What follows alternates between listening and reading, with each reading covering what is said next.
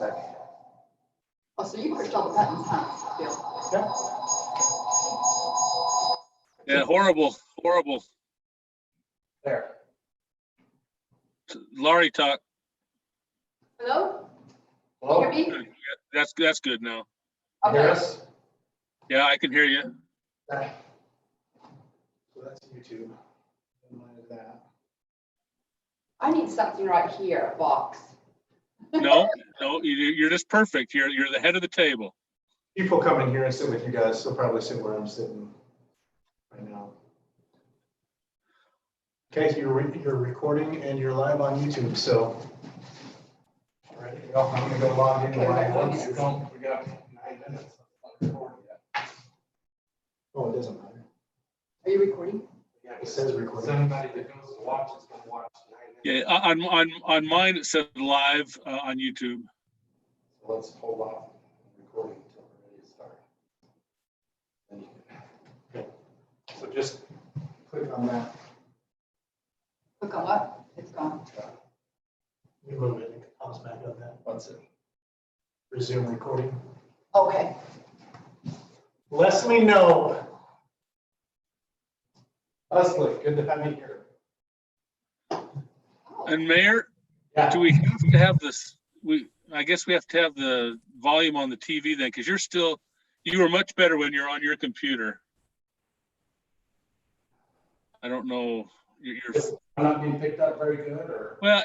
I can hear you, but it's just not as good as it was when you're. I think when you're on your own computer. I don't know. I wonder if we mute that, if it mutes it on the recording though. I don't know.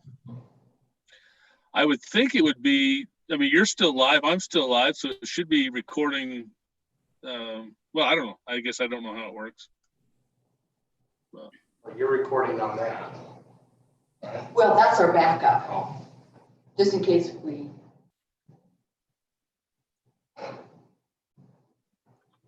because that's the host computer. I don't know. Should we just talk extra loud? Now see that? Yeah, that's good. I mean, if you talk, I can hear you. Is it because I'm sitting sideways, do you think? No, I mean, and I can hear you too, but it's just like you're distant. I don't know how I sound, but it's just a little bit distant. You're feeling so distant, Mayor. Yes. Maybe I'm on my water, I guess. No, do you have something to block here?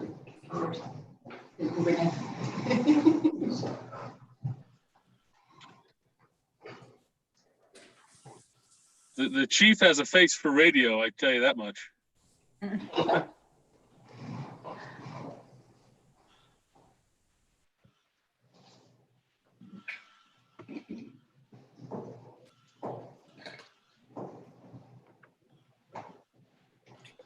I just want to know if Steve has his newscaster look on, like on the bottom, you just have on shorts, Bermudas. I definitely have no shoes on, but I do have pants. Stand up, Steve. Show us what you're wearing. Rude. No, that's okay. If I keep my speaker muted, but unmute my microphone, does that sound any better? Yeah, you sound better there. Or does it got feedback? Not so far. We'll try that. Need a haircut, apparently. Now, You Bill, got a nice little thing in the back there. Bill, you're on twice now. Why is that? This is the honor. I'm logged in on my desktop to monitor things, and I'm logged in on a laptop. That's the screen. Carson, Okay. you got the password. Okay.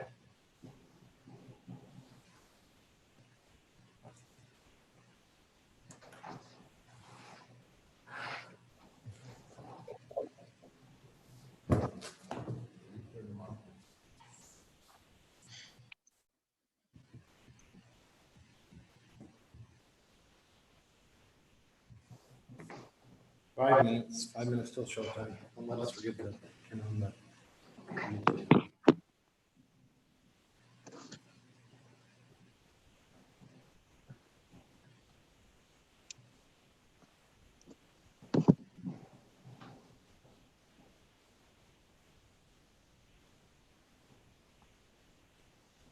want to make sure that this works.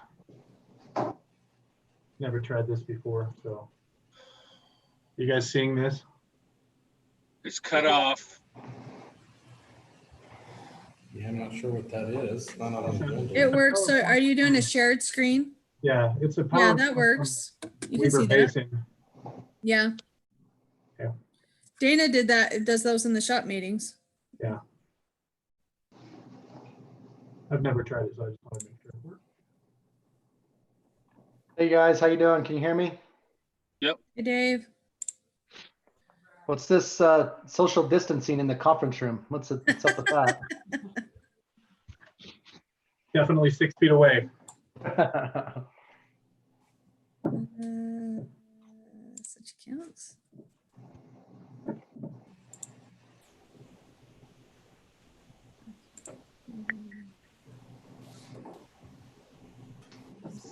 Hey guys, how you doing? Can you hear me? Yep, I am ready. What's this social distancing in the conference room? Justin's checking it out on the YouTube channel. I'm like, there's a delay. That's Yeah. weird. So Is there it is a on delay, YouTube? but he's watching it on the I think YouTube there's channel. Somebody curses. That's There's the mayor curses. That is a heck of an echo. For I'll me, mute or myself. where's the echo coming from? Like for me. It was me because my husband was on his laptop looking on the YouTube channel. So he muted it and I can mute myself. He was just watching it on YouTube. Turn it on. Speakers now.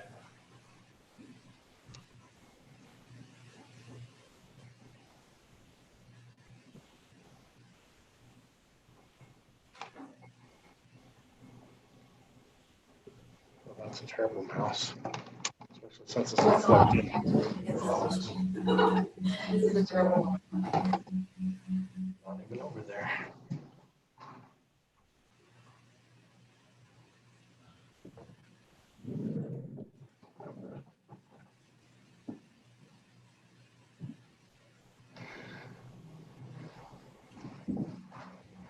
Now I'm wondering if this will, is the volume.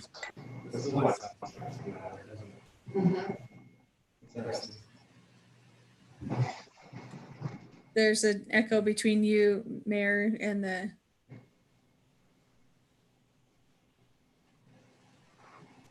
Hello? Apparently that don't do anything. Got it sewn.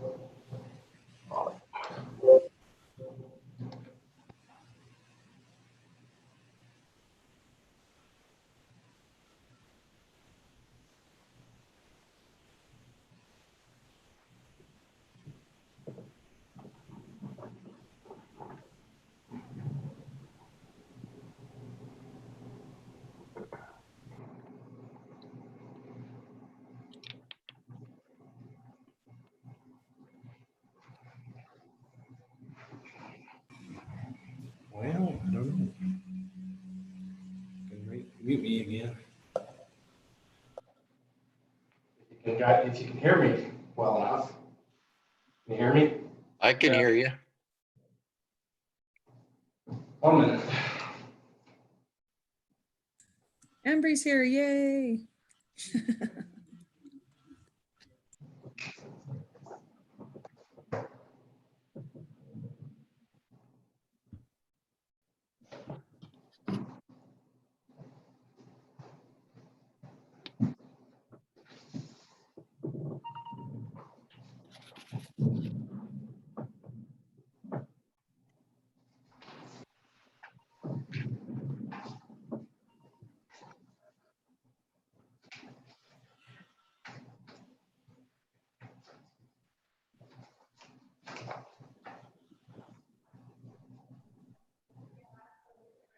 It's a little bit weird. I've got 3 screens going on. I got this one on my laptop.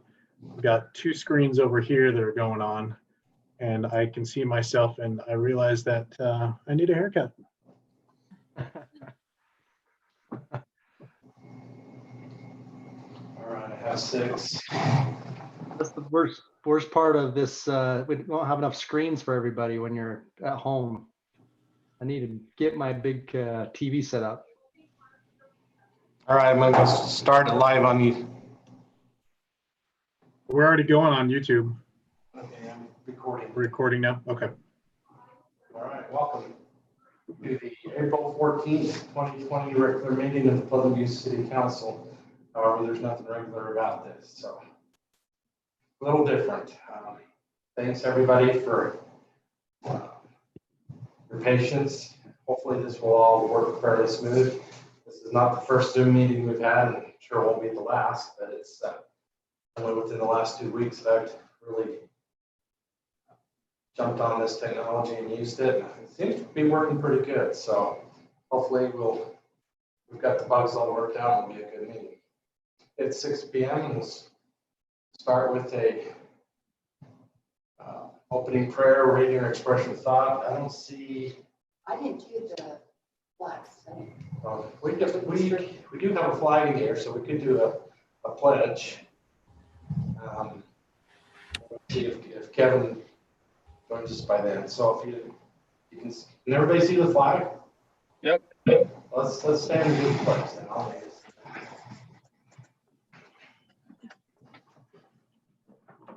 I pledge Allegiance to the flag of the United States of America and to the republic for which it stands, one nation under God, indivisible, with liberty and justice for all. Thank you.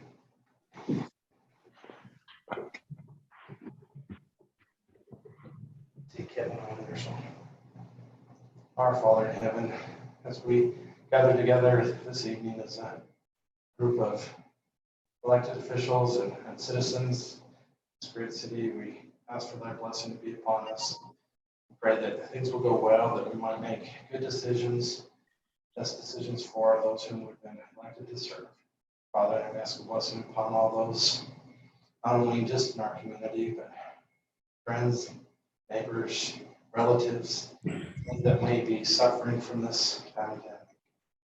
I also ask a blessing upon those that are at the head of this country, that they might make those decisions that are best to serve us, that we may be able to get a handle on this, not just the virus itself, but the economy, all those things that are being impacted by this pandemic. Ask a blessing upon our first responders, our nurses, our doctors, and those who are trying to find cures and preventions. They might be able to be blessed with that, be kept safe, and they might be able to quickly find solutions. Again, we're grateful for the blessings we enjoy. As far as the blessings we pray for, in the name of that beloved Son, Jesus Christ. Amen. Declarations of conflicts of interest. Has everybody had a chance to review the agenda, and are there any conflicts to be declared? Seeing none, we'll move to comments, questions for the mayor and council. Guess I refer to. Bill, are you monitoring that? Who's monitoring? No comments so far. Okay. There are 7 people watching. There are some people watching. So Total of 7. I'm one of the 7. So great. Yeah. Youth City Council report. I agree. We have her joining us. Yes. So we had our final Youth City Council meeting in the beginning of March, and we helped the CERT group. We had 19 people come to that, and it was a really great night. We were able to help them practice their mock emergency. And we are sad that we didn't get to do the Easter egg hunt this year, but I think Youth City Council is officially over for the year. So. Oh, that's sad. Well, thank you for all that you've done, and give our thanks to the Youth City Council. Been a great year, been a weird year. My heart goes out to all the seniors, not just on our Youth City Council, but through our community. That's got a strange end to their schooling. So it's kind of, but it'll be a memorable one, that's for Again, thanks, Amber, for Yeah. allowing that. Any questions from the council for? If not, we'll move to, and Amber, you're free to drop off whenever you'd like. You can stay around or you can. Okay. I think I'll. Okay, the consent agenda, minutes of March 10th, 2020, both the open and closed, and April 7th, 2020. And the bills of Pleasant View City. Any questions, concerns, changes to the minutes? Questions on the bills? If not, I'd entertain a motion to approve the consent agenda. I'll make that motion, Mayor. A second. Oh, Ann beat me. Motion by Gibson, second by Uri. Further discussion? All in favor, say aye. Aye. Aye. Any opposed? Motion carries. Thank you. Mayor, First item of business is the discussion of Mayor? possible. Yes. do we want to use the raise and lower hand thing to feature to talk? Do we feel like we're going to talk over each other as we get going? That'd be Is that something great. you want to utilize? If you'll watch that, if you have that on the side of your screen, Yes, I do. I would suggest that we possibly use that if we can, Okay. for the decorum and for so we don't talk over each other, maybe. Wonderful. Good suggestion. Okay, first item of business is discussion and possible action to adopt resolution 2020-C, a resolution amending the policy for holding electronic public meetings. Bill. Well, interestingly, we are doing this resolution via electronic meeting. And this was, as you know, in response to the special circumstances that we find ourselves in regarding how to hold public meetings in times where people are quarantined and are otherwise being kept inside. The idea is that we can hold these kinds of public meetings as we're holding them now, and that we are keeping with the spirit of and are trying to make things as participatory and as public as possible, while keeping with the safe practices of keeping social distance and helping to avoid contact in this national emergency time. This is a resolution that will be something that's in place, and it's really a resolution that just changes a couple of things that we've already had on the books. But it does change a couple of things, and it allows us to change the way we notice the meetings, as well as holding them all off-site like we are right now, participating via Zoom rather than having 2 or 3 people at the location and having everybody else off-site. So that's what this resolution is about. Any questions? If not, I'd entertain a motion. Mayor, I had a question. Okay. Do we, I know that it says we have to have somebody there as in the anchor position, present on site. Is there ever an opportunity or a possibility that we wouldn't have that? I don't know where everybody could be. If we are at home, would we have to have an anchor site person? Is that something we need to think about? Yeah, on the second page, G is one that was added that basically says, in cases of emergency, an alternate anchor location. That could be as simple as, I could host it at my house basically, or whatever, as long as we designate an anchor Okay. location other than here. Okay, anybody else? Mayor, I'll make a motion. I'll make a motion then that we approve this resolution 2020-C as stated for the holding of the electronic public meetings. I'll second that. Okay, motion by Gibson, second by Marriott. Further discussion. All in favor, say aye. Roll call, I believe. All right. Thank you. Gibson. Yes. Uri. Yes. Arrington. Yes. Marriott. Yes. And Kevin has not joined us yet, so passes. However, he's on his way. All right, item 2, discussion and possible action to approve McLaughlin Estates, minor subdivisions, adequate public facilities. Dana. Hello. So I assume you all have a copy of the determination memo. This is a site that was 2 parcels of land that they're converting into 3 lots. Everything checks out. We recommend a positive determination. Okay. Pretty simple. Any questions for Dana? Not an entertain a motion.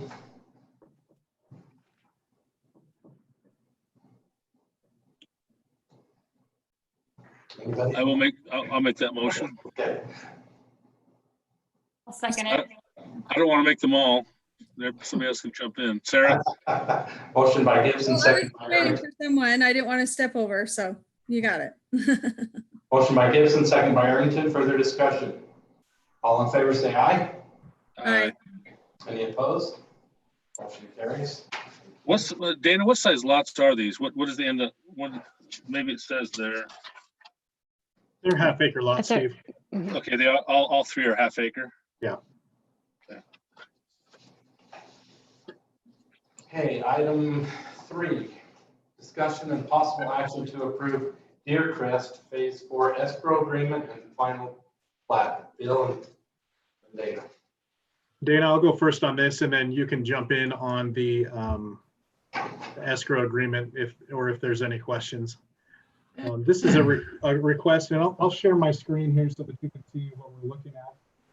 Let's see, bear with me 1 second. Hello, Carson. How are you? Good. Welcome. Everybody see that? Yeah, we can see it. Okay. This is an idea. This is where the Deer Crest subdivision is going, and you can see the first few phases are over here in the already platted subdivision area with the roads and things that you see in through there. This is the future land use map, which anticipates 1/2 to or 1 to 2 units per acre. And then here is the zoning, which is RA20. As you know, this is governed by a development agreement, so some of these lots are a little bit smaller, but Bill, overall, how small is the smallest lot?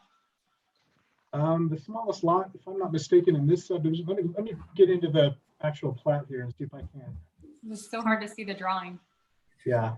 Tell them to- I think 17.5 is our smallest lot.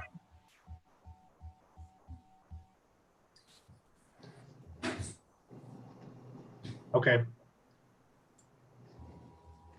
You see this one here is 17.5 something, and then this is 17.5 and change, 17.6, 17.501. So they're a little bit smaller, but the development agreement that governs this calls for an average density. And so the number of lots, again, remains consistent throughout the subdivision. But some of the lots are bigger and some of them are going to be smaller throughout this subdivision, governed and dictated by the development agreement. Bill, you could point out lots 66 through 72 are all over 30,000, for example. So these lots in through here are quite a bit bigger than these lots in through here, which are smaller. But there's no lots under 17.5 in the entire subdivision. Yeah. The major change on this one is that lots 74 and 75, which were over in this area, have been removed from this particular phase. It didn't substantively change either the right-of-way dedication to the city or the lot layout. It was just they wanted to include those in a future phase.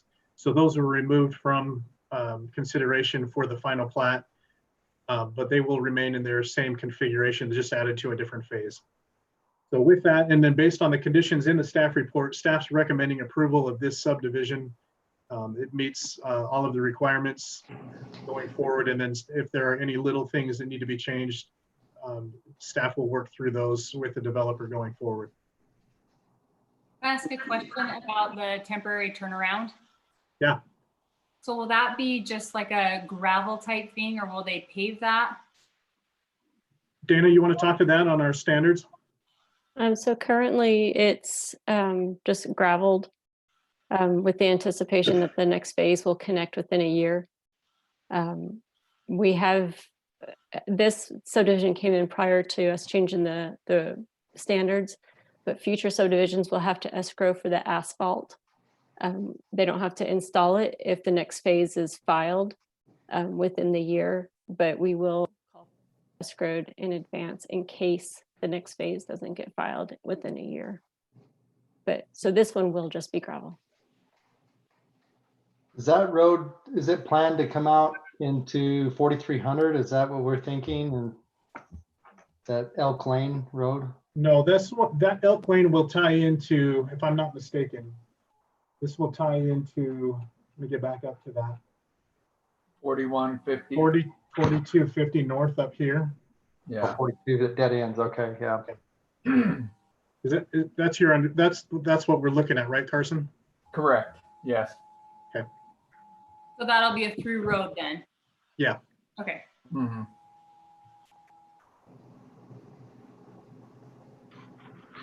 Okay, any further questions? Dana, did you want to briefly go over that escrow agreement or just see if there's any questions? Are there any questions? It's our standard escrow agreement. We went through and verified what was installed, what's remaining. There's a 5% contingency and a 10% guarantee. It's all set. A question. What's the, is there retention in the bottom of that subdivision? What is that along the canal there? That is a detention pond. That was the master planned detention pond that was in the development agreement that was built under one of the first couple of phases. Okay. And it all drains into there. And is it completed then at this point? Yes, yes. Is the Mayor, canal, I'll make a motion that we approve Deer Crest Phase 4 escrow agreement and the final plat as stated by staff. Okay, with the conditions on the staff report? Yep. Is that okay? Okay. Motion, do I have a second? I'll second it, Dave Marriott. Motion by Gibson, second by Marriott. Further discussion? Can we talk about the canal along the Canal? Yeah, the canal along the bottom part of the subdivision. What was the question then? I'm sorry. I think he had a coughing attack. He has no questions now. Bill, can you pop, well, yeah, I guess that's a good place for it. Dave, what was your question? Not back yet. There it is. So what's the question about the canal? I can't talk, sorry. Really chokes him up, whatever. Chokes up talking about the canal. Is it buried along there? What's the, is it planned to be buried along those subdivisions? What's with the fencing? Is there any fencing requirement along it? There is, anytime there's a subdivision up against an existing canal, it is required to be fenced by ordinance. There is fencing proposed along this. This canal is quite open, Dave, if you've ever seen it. I don't think that they have any plans to bury it in the future. Do you, Dana? I don't think they do. Not that I've ever heard. Is there a timeline when the fence needs to go in? Just during the construction of the subdivision, the improvements, not the houses, just the infrastructure. So as they're building the proposed houses, the fence is part of that building before there's a final and people are able to move in. It would be done during construction of the actual subdivision improvements. So like there's a sewer line that runs down there. It would be constructed probably, after that sewer line. There already is a fence in place along the detention pond on the south side along the canal. So this would just be an extension of that along the backside of lots 73 and 72. So do we have any? Carson's shaking his head there. That he's agreeing. That is true. So I'm just concerned that we don't have a fence there before residents move in. Will that happen before they move in? Yes.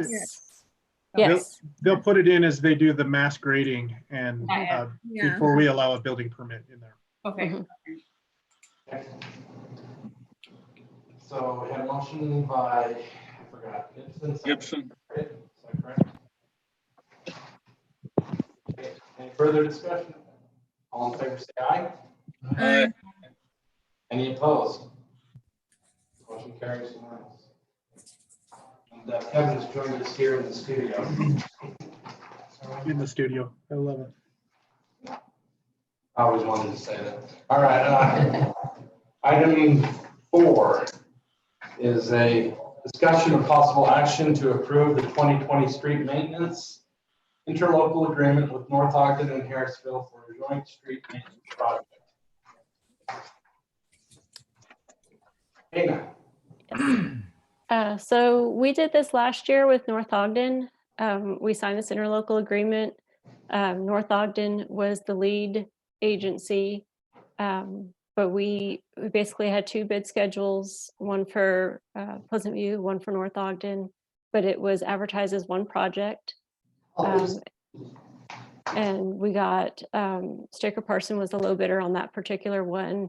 And in comparing those prices with prices of similar street maintenance projects that Jones and Associates did, we felt like we got really good unit prices due to the large quantities. So this year, Harrisville wanted in on the deal. So we modified the interlocal agreement to be a 3-party. North Ogden is still the lead, but basically each city pays their own way. The contractor will invoice each city individually. It'll go through me or Ben, our inspector for street maintenance, and he'll divvy it up into the appropriate cities. This works nicely because Jones and Associates is involved in all 3 cities. And I really think that you get a good deal, a good unit prices on the overall project. So does this help us save on mobilization costs? Is that where we get the benefit? Mobilization to some extent, but just like for like chip seal, the Unit pricing is a lot better. The unit pricing was really good last year. As the attorney reviewed this. Yes. Yes. Attorney has. Yes. And Bill Morris, and well, all 3 city attorneys have. I haven't heard from John Call, but he has it. Okay. All right. Any further questions? Not, I'd entertain a motion. This will be resolution 2020-D. Make a motion that we approve 2020-B, the interlocal agreement between North Ogden, Pleasant View, and Harrisville on street maintenance. I'll second that motion. We have a motion by Arrington, second by Bailey. Roll call vote. Gibson. I have one question before I do the roll call. At what point are we going to have our list of projects that we want to do, or a dollar amount that we're going to do? I mean, when does that come into play? We have the estimate now for what we're calling out for this bid. Okay. It's 266,000 is the estimated cost. Is there a possibility of doing a separate bid, doing it both ways? Or do you have to, we just have to do the resolution and I mean, does it make sense? Have you compared prices? It's hard to say if you've compared or not, but I mean, you can't going forward, but in the past, I know we've compared. It was enough savings last year that I don't think that's necessary as far as, you know, what I would say. I think it's just good practice to have it all done at one time. But anyway, Mayor, going back to I vote yes. Yuri, Yes. Arrington, Yes. Harriet, Yes. Bailey. Yes. Okay, motion carries unanimous.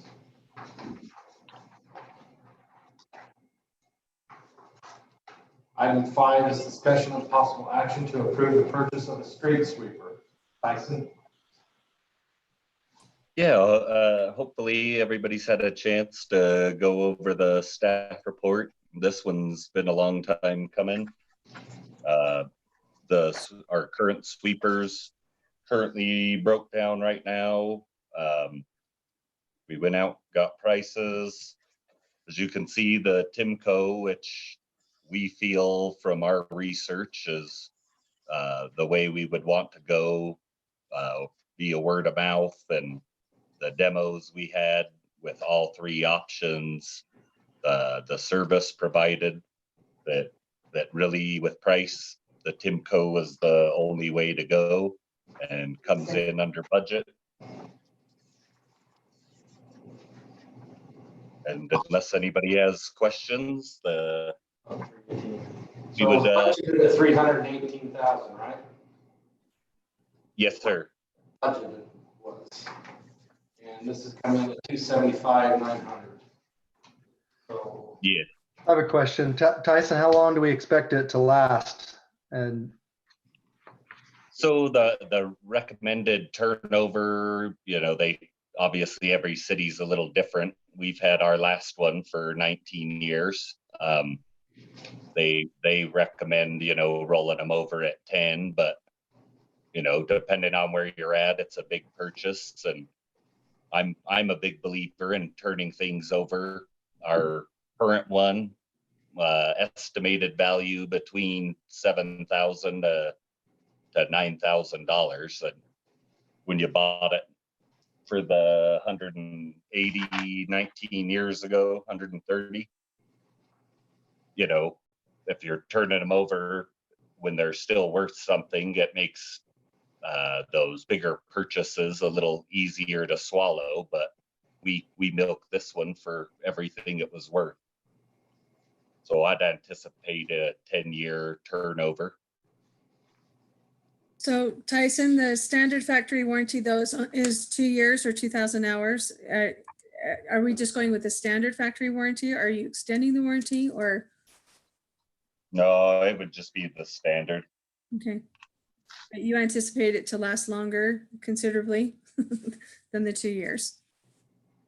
Yeah, from the research, and then the fact that they don't have the moving parts that the other mechanical options do, which would be what our current sweeper was, and how many moving parts. If something were to go out past that 2 year, it should be on the minimal side. Also, I was noticing that the ship date is 18 weeks. Is that right? For the Timco, Yeah. so they should have one in stock, and upon approval could have it here by Friday, which is good because ours is broke down and this is sweeper season. Oh, good. That's probably the longest they would ever be, but so they default to the longest, but I have a letter of talking about 2 to 3 days. Trying to get a light bar on it would be the main thing. Tyson, when you see street sweepers going up and down the road, there are varying degrees of effectiveness of what they pick up. What determines when a street sweeper actually works and sweeps the gutters and picks up the stuff versus just leaving a stream of wet rocks or something down the middle of the road? Is that in the operation of the machine? Is that the operator? Is that the quality of the equipment? What makes the street sweeper good or bad? So it would be a little of all of that, but so the mechanical is really only sucking I believe it's a 1 foot area on the one side. And so what the mechanical brooms are doing are sweeping or pushing it towards that. And if there's not enough down pressure or they're going too fast, it'll leave it behind, just like sweeping with a broom at home or your push broom. And it's really only sucking in that small area, where the regenerative air, what it's doing is taking a jet of air, does its turbine action. And basically it's a high pressure air hitting the road and kicking it up, and it's sucking across the whole bottom of the unit. So you end up with a 4-foot vacuum as opposed to the 1 foot. You know, I would say that the vacuum is probably more of a dust control than actually vacuuming off the street, correct? Or No, does it actually vacuum? Yeah, so these have a fin that keep it tight to the ground. That would be one of your replaceable rubber parts that keeps that tight enough that it's the air is shooting down and kicking it up, so it's actually vacuuming the road basically. So I don't know if you've seen us try to go pick up the water leak debris with the mechanical. It can't move enough of the material to get it to that vacuum side. So it's never really worked, where this would kick it up and you would have to go pretty slow, but you could suck up material of depth. So what about, 2 or 3 years down the road when those brushes wear out? Are they all? I know that we had a huge problem with the hopper of our other one. That was it rusted out and it was a big problem to replace. What about the brooms and brushes? And is this fairly the wear items, are they fairly replaceable and easy to do that and something we can do? Yeah, so those items, as far as staff and maintenance here and the street sweeping crew, all those processes we believe should be minimized, and they're sort of the same equipment that way, but easier processes to replace those parts. Tyson, how often do you use it? I mean, is it a daily thing or just seasonal mostly? Curious. So they have the 2 main seasons, I guess, would be the idea, and that part of that has to do with our staffing as well, and hopefully is with the new hire in January and getting him going, that you could increase that a little more often. But right now they kind of do a spring, a fall, and a summer run that hits every street in town. But the idea would be that you could possibly increase it, because the more you get off the road in that manner, the less you're going after in your system or that's making it to your waterways. But it goes out quite frequently with our gravel trucks. So when that's broke down and you have any of that gravel spill, sometimes you can't get a hold or catch the person that's responsible, and they lose significant amounts, concrete, any debris from construction. And the other option is you have staff out in the roadways trying to use push brooms to mitigate that. So it's kind of your emergency response you're getting from it as well to remove those items. And that number changes with the year, but it's all year long. So I've just one other question, budget question. Was this budgeted over several years, or was this something we had to come up with pretty quickly to budget for? I don't know if you can answer that. I don't know. Well, it's been on the books for quite a few years to replace. So different funds come out of different, look at the, after you see the report of that comes out of Stormwater, Class C road funds. Class C road funds and This has been on the books for several years from past conversations for probably, I think, at least 3 years. 3 or 4, yeah. Yeah.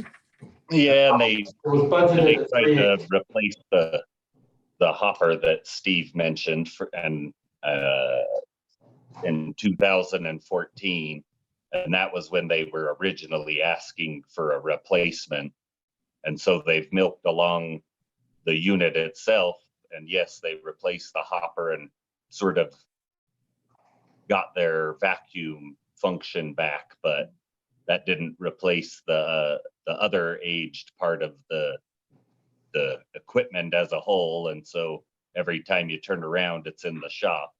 So a street sweeping process of your season turns into double the time from coming back and forth and getting it repaired, go back out, and a different part breaks.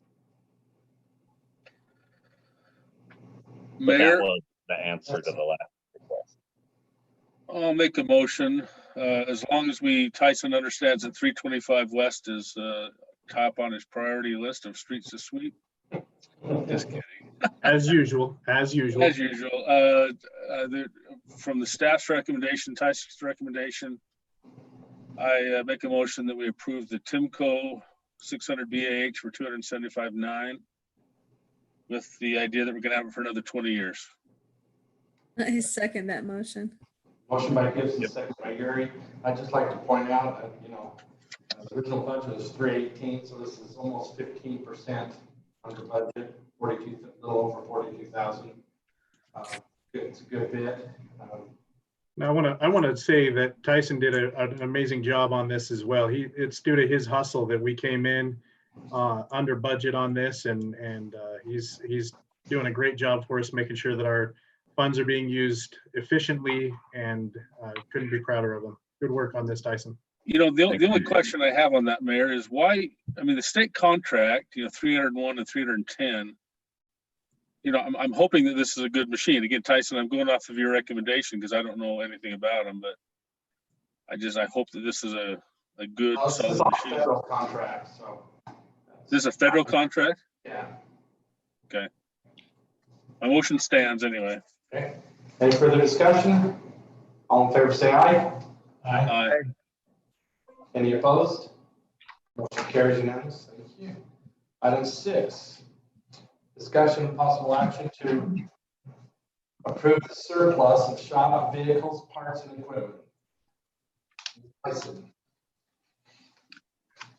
So to follow up with, I guess the shop being next, but trying to get on schedule with getting rid of equipment as you do get the replacement. And over time, Public Works has held on to things for varying reasons, whether feeling like it might not get replaced, but most of these items all have been, or they stopped functioning quite some time ago.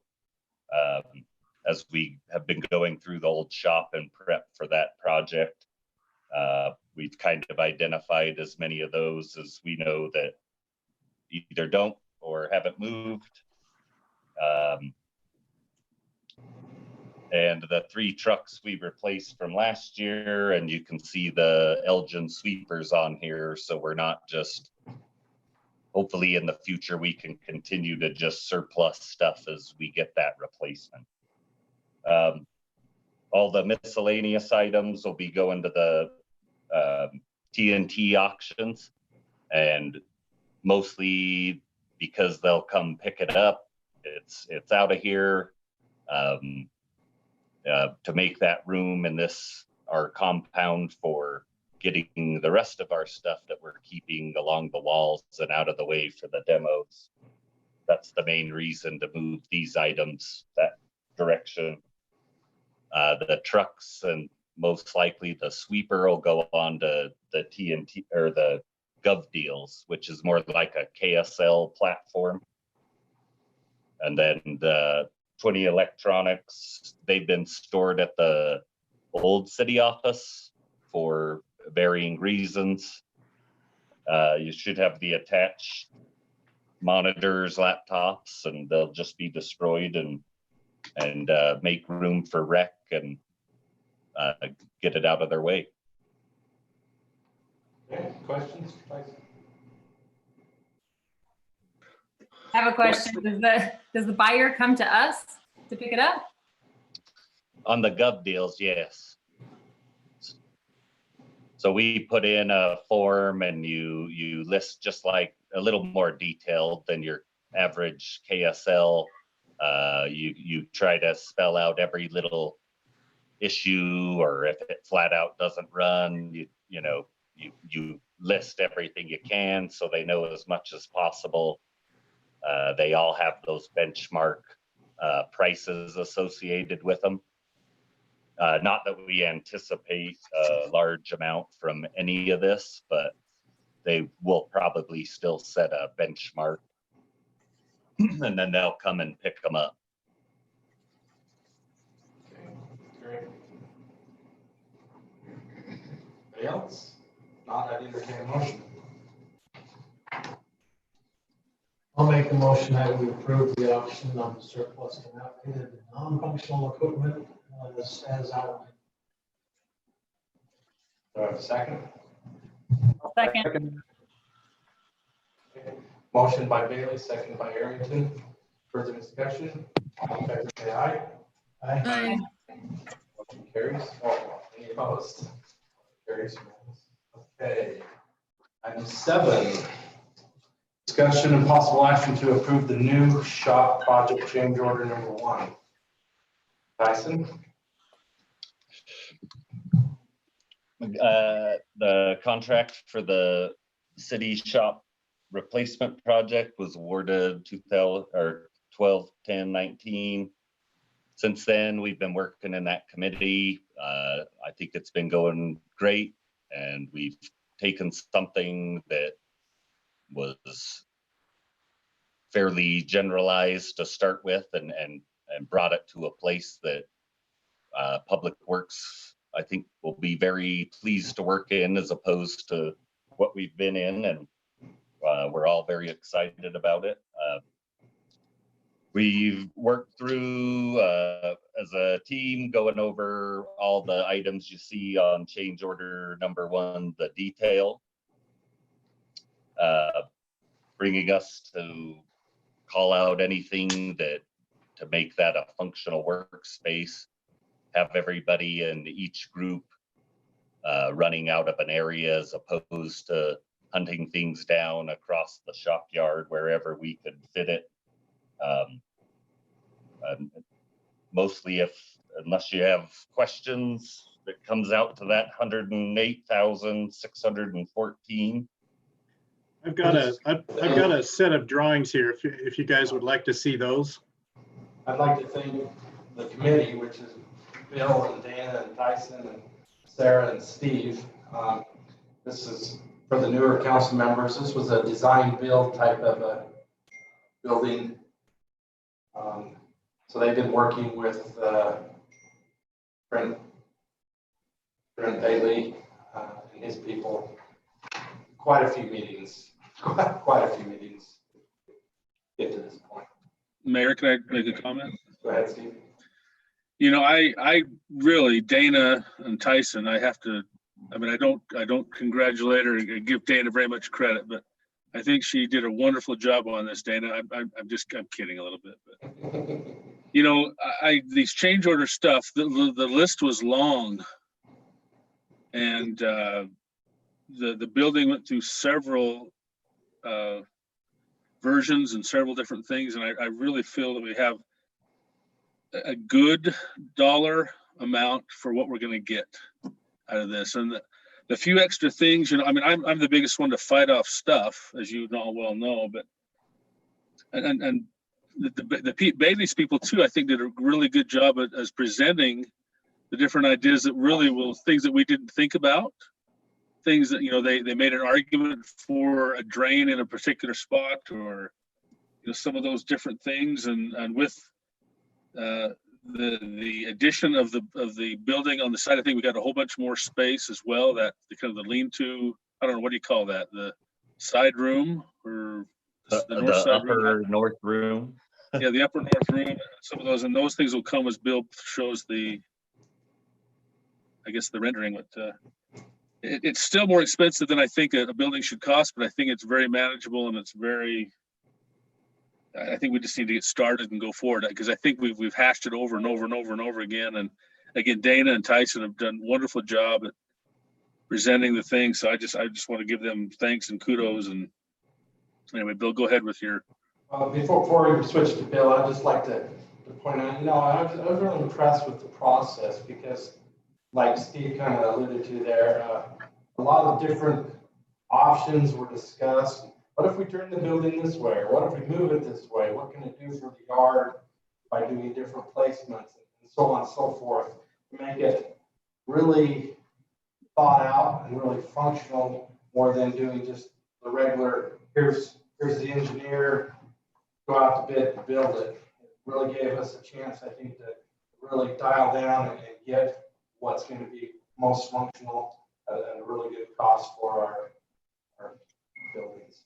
I wanted to have I just thought, how expensive is it going to be just to put up a rectangle building, 100 by 75 or whatever the original thing was. But as Dana and Tyson and the Bailey group got together, we have I think it's going to be really good for the next 20 years, right, Tyson? I mean, the things that we put in it it's going to be unique to Pleasant View a little bit, but it fits Pleasant View's needs. So I'm happy with that. I would agree with, sorry, I was just going to second what Steve and the mayor said as well, that it's very particular to what Pleasant View needs and unique to our situation. And you are getting quite a bit for the amount of money that, we're willing to spend. And it's, I won't say bare bones, but it's the bare necessities within the scope of what Pleasant View needs. And it's a very nice product. And Dana and Tyson and the Bailey group have worked hard to make sure that that was accomplished to meet Pleasant View's unique situation.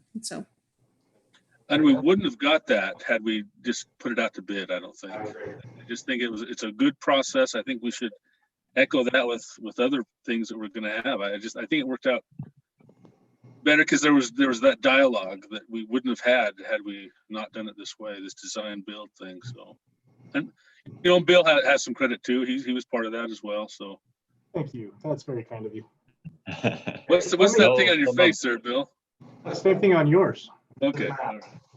Let me go ahead and run through these. I won't share all the nuts and bolts in this. It's a little bit like sausage making. You like the result when it comes out, but you don't want to see what goes into it. Sarah and Steve and the mayor have been very good at helping along with this process and getting us where we want to be. So I'm grateful for all the help that we've had from the council. As you look at these slides, keep in mind, this is the existing building footprint that you see right here, and it cuts back all the way to about right here, right where that number 4 is, and then it cuts back up along that line roughly, and then back over. So that's the size of the existing building footprint. That will be demolished, obviously, and the new building will go into this footprint here. Now, when they talked about the northern upper area, what was determined was that we could pick up some fairly efficient and inexpensive additional floor space up in this area that added really not much additional cost onto the expense of the building. And it ended up with quite a bit of additional storage that Tyson will use for signage and other things that need to be kept out of the weather. And that the current shop is being used for. That was just almost a no-brainer to add that on. That was so cheap. It was like, if we don't do that, we'd be fools not to do that. So that's why that was added on. The original proposed footprint, that was the 444 that they originally proposed, involved just the square there on the bottom that you see. And so we picked up that additional space for again, a really efficient, inexpensive cost there. So it's a little bit more detail on what the floor plan will look like. Here's some of the renderings here for what the shop will look like. This is the west elevation here, looking at the structure from kind of the north and west. Basically the Barker Park Pavilion. This is if you were driving up to the building from the south, from the parking lot that's adjacent to the CERT building. This is what the structure will look like. These things up here set into the wall, they're windows. They don't seem like they would be that big of a deal, but they were also relatively inexpensive add, but they'll save us some money on lighting and efficiency that way. They're set high up on the wall there so that there's some privacy for equipment. People won't know what's stored there and they won't be tempted to try to break in and get into things and just mess around. So that's why we had those set up a little bit higher. These windows over here on the north and west are really to provide light into the northern room area. So that's why those windows are there. And then these are on the south side just to kind of break up that facade a little bit as well as providing light for the interior. And then this last rendering here on the bottom, that is the southwest elevation. That fence that's there now, I don't know if, let me get to this. Well, let me go back up to the other site plan. The fence ends right here and then cuts back up to the building in this corner here. So there's a gate right here. This fence will just be extended and then the gate put back in right in this location here. So we'll still have access to the site from the south. As part of the site work, Tyson is working to get this gate here, which opens to the south, to get that functioning so that traffic can move through the site a little bit easier through those two gates, both this one here on the west side as well as this one here on the south. I'm not sure how much more details you want to get into this. We've got all the plans, the floor plans, the utility plans and everything else, but I'm not sure how much help that will be for you unless you have some specific questions. I just have a question about the location of it. I mean, do we consider the parking lot? And yeah, that's a good view right there. I mean, yeah, when you talk about this little jog there where number 3 is. So that's going to be widened a little bit there on that. It's going to shave off that horn right there. That will be shaved off and rounded off. The fire code requires a 26-foot drive aisle between this corner here and any sidewalk or any other obstruction on this side. So that'll have to be widened out just a little bit, rounded off just a little bit better to make sure that we have that 26-foot drive aisle between there. But that's really the only constraint from having that there, is to make sure that the fire trucks and apparatus can get in and around through there. What about the south side though? Are you trying to maintain additional parking there? Along here? Yeah. There's no parking there now. That some of the guys will park along here when they come in for their shift. They can either park down on here, or there is parking along this fence right along here. It's just parallel parking along here, but there's enough parking. We felt there was enough parking over in this area that it wasn't that big of a deal. The 4 or 5 spaces that are there now aren't going to be that big of a loss.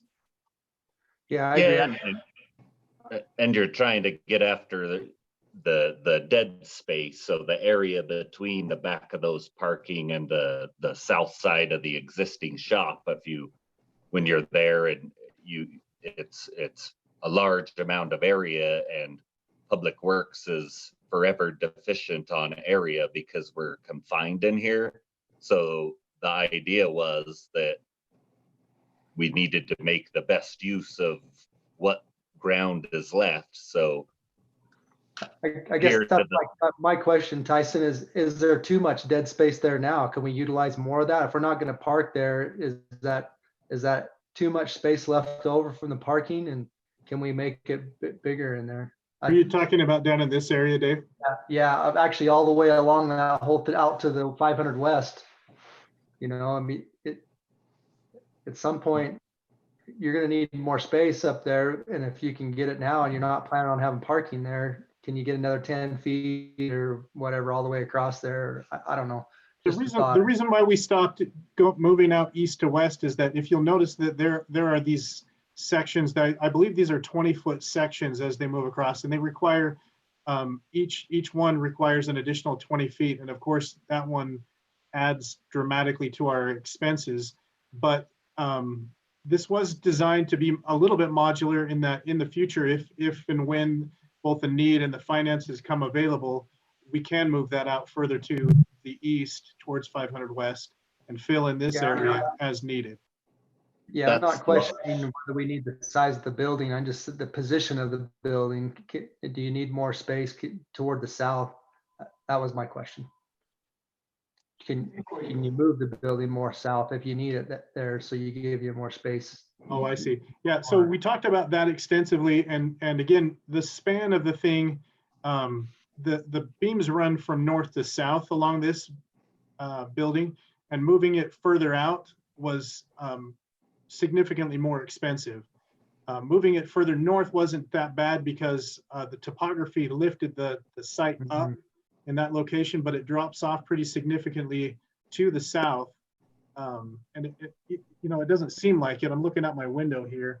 It doesn't seem like it, but it's enough. And that allows us to still have a pretty good driveway through there. There's a lot of traffic in that area for court and that kind of stuff. And I think that leaves us a pretty good backing plus drive through. We didn't want to be greedy. I think, just as Bill talked about, that little piece we added on, that 20 feet or whatever that is up to the north, that is elevated up about 4 feet from the floor of the regular shop. So that, I don't know what the height would be, but probably a 20-foot height in the shop itself. Yeah. What was that? He had it in a side view there. Bill had it on one of the drawings. It Yeah, shows so the then up above there will be a garage up there that will be accessed from the garage, and the door will be accessed from that north parking lot, which will be nice. Yeah. It just fit really well. I really like it, and also this includes the lean-to also for the parking structure. So it's a yes. So that also is part of that fee. So it's not just the building, but that lean-to for the dump trucks. That will go in this location here. Yep. It'll be up above right there. And we already have the footings and foundations for that from the original build. And so this will just be the lean-to for the trucks or the equipment, I guess, to be into that area. So it's a good thing. I really think it fits well. I think a lot of changes have been done, and anyway, so. Is the whole thing a single story? I mean, on the north end, is it a double layer or is it all single level? It's single. You just walk up the stairs there in the middle, and then you're up on an upper deck, but inside the same building. So if you were standing in the middle, you could yell at somebody out in the shop area. There's not a full wall between those parts. Right, but on that northern level, is there 2 levels, like an up and a down? No. Okay. You're just higher. This is what it'll look like. This is a section view looking towards the west. And you can see that this is just open. There's some stairs here that'll go down. And then you've got this whole open area over here to the south. This is just what it'll look like. So I agree with that. It's it seems like everything's really good. I just asking a lot of questions because I didn't know we were, where we were with it and haven't been involved. So appreciate you answering all the questions. Mr. Mayor, I'll make a motion that we approve change order 1 with EK Bailey Construction, 108,614. I'll second that.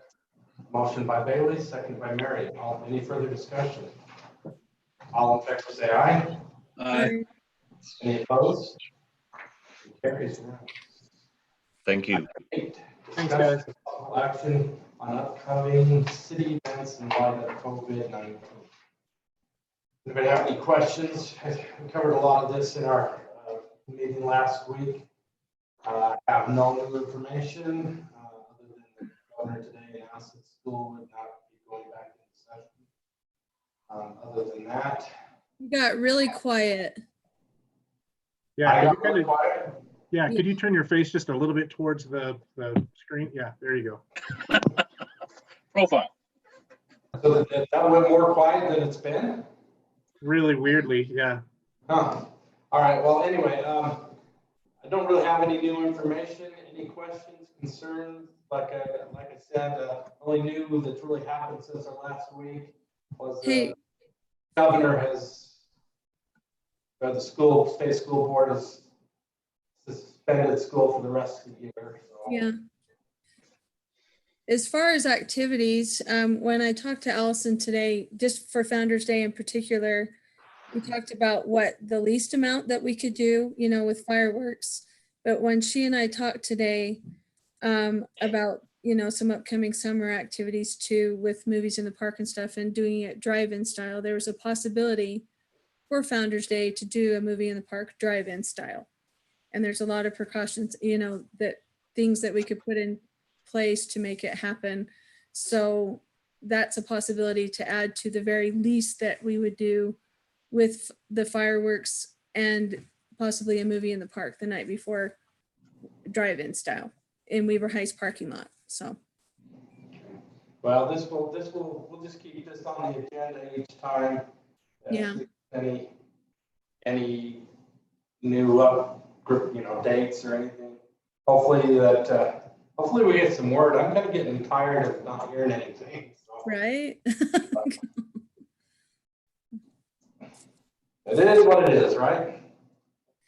Did we decide that it was the second meeting in May that we would kind of decide what our tentative plans were? That was the definitive decision? Yes. Okay. Unless it's decided for us. Right. The health department or somebody comes in and makes I think they're going to open us back up and we're going to be just fine. It looks like they're moving towards, you know, plans now to how to reopen the country, which I can appreciate, instead of trying to keep there seems to be a growing movement on that end of now, how do we get back to work and get back to normal? So. Did you listen to old Bill Bennett this morning on Fox? No. Anybody listen to that? I don't think my TV has Fox on it. I'm sorry. Okay. All right, let's move on to item 9 then, which is budget workshop.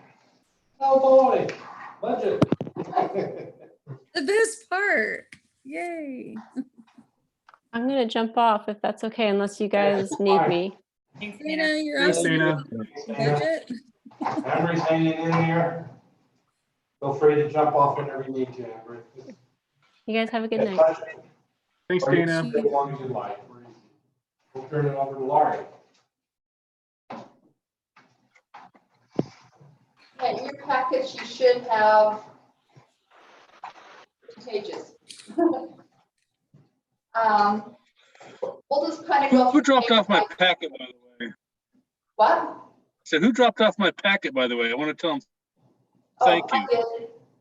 Thank you so much for that, by the way. And I dropped Ants off to somebody else. I called them and they were like, yeah, I figured it was for you. Thank you. Okay. I appreciate that. You're welcome. Okay, so the first page is just the table of contents.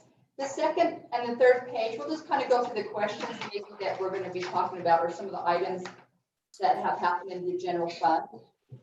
So under the first question or statement, we have the general fund. It does not show any property taxes at this time, and it shows a balance of $495,777, which equals a 12.28%. 25% is the limit. Last year we had like a $1 million carryover, and now it is down to like $500,000. So the mayor brought up that we may want to have a discussion on what is the least amount of carryover that we will accept. So that'll be a discussion as we go through it. 5% is the minimum of what we can have to keep. The next bullet point is the general fund. We have no transfers going out to the equipment fund, but we do have $100,000 going to the city hall fund. The year that we are in now, we are transferring, or the budget shows, $500,000 going to the equipment replacement fund, and also there is $100,000 going to the city hall fund. None of these numbers are fixed. We can keep moving things around, just so you know. The next bullet point is because of the COVID pandemic, there is a substantial reduction in the sales and use tax revenue and also the court fines. And also, we're going to be, I guess we still have the recreation activities, Founder's Day. Those are still unknown at this time. I have put them in as if they are happening, but as we go through, we'll start making adjustments. Next year's budget, we are assuming that there's 30 building permits, 100 miscellaneous permits, and 2 commercial permits.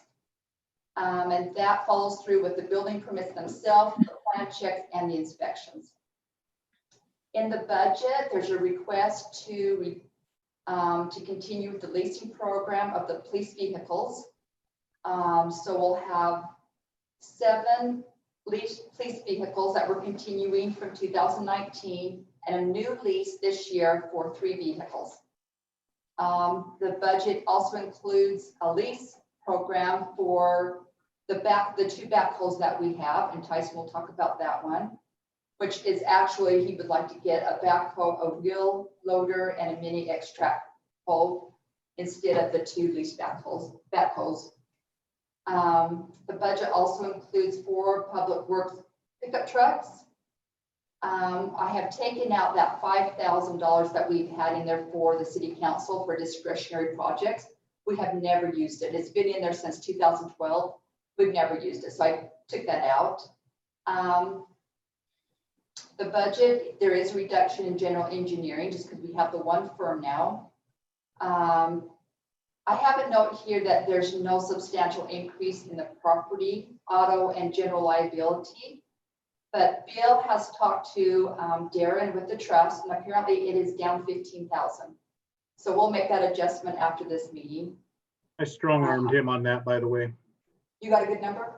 I told him that if he didn't do it, I would hunt him down. Okay. And the budget still includes the donations to the Senior Citizens Program and your Community Connections for a total of 9,000. The budget shows no rate increases in any of the enterprise funds. We have included 2 general office assistants, one to work here and one up the shop. That we're thinking we will be cutting for this year. Just because of everything's turned up, and we have another idea to replace that. There is a longevity bonus that's included in there, and Bill will present that. And a discussion on travel and reimbursements to members of the city boards. Nothing has been included. There's been talk from the Planning Commission on how we want to treat them as far as travel. So that's a discussion. This year's budget, I've actually reduced it by about 31,000, just because of all the trainings that everybody is not going to this year. So that's been a reduction. Next page. So that carryover before, has it been adjusted? The one here, The 12%. I mean, you're obviously going to be taking some things out. I don't know if you've already taken them. yeah, the only thing I have not taken out that I've talked about is the liability, the 15,000. But it does include the travel. I've already reduced that. So we're on page 3. We'll go over the CIPs and all the enterprise funds. One of the big issues is in the storm sewer and the sanitary sewer funds that we need to really start spending that impact money and get those projects approved and going. And also a discussion on tipping fees for recycling. The mayor has brought up that I guess people are home now when they're dumping more things into their garbage, and those garbage fees are going up 42% from a particular city. So we might be hit there also. Capital project funds, we'll go through those CIPs. And then the RDA, I actually included all the money that we have from WACOG. I have put that in as revenue and as the expenditure. And our RDA does expire in 2021. And I guess that's it for the notes, but we'll just start going through now the pages. Unless you guys have anything particular you want to talk about right now. Page 4 is just the process that we're going through. Page 5 is the current staffing, where everybody's at and who's under who. Page 6 is just the purchasing limits. Page 7, you can just go through, it's just kind of a visual of revenues and expenditures. Page 8 is kind of a history of transfers.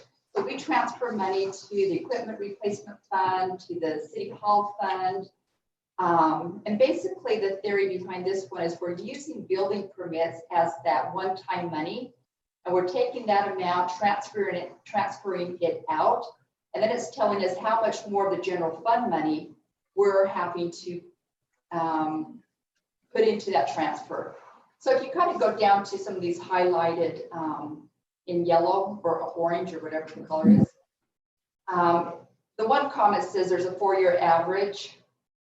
The equipment replacement fund balance, it has an average transfer from the general fund of $488,000 every year.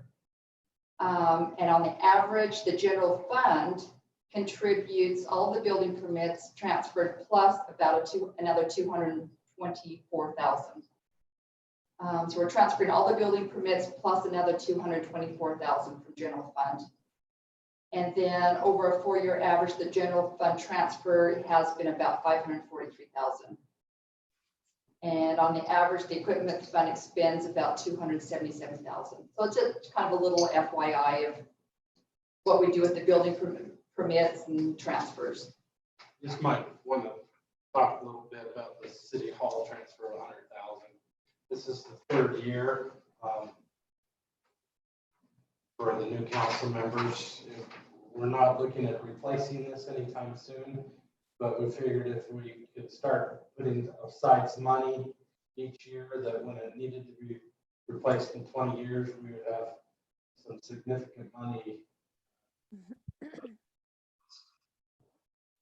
instead of just going out and bonding for it all in 20 years from now, or whenever the need is there. So 3 years ago, we started with 100,000, so this will be the 3rd year to put 100,000 in there.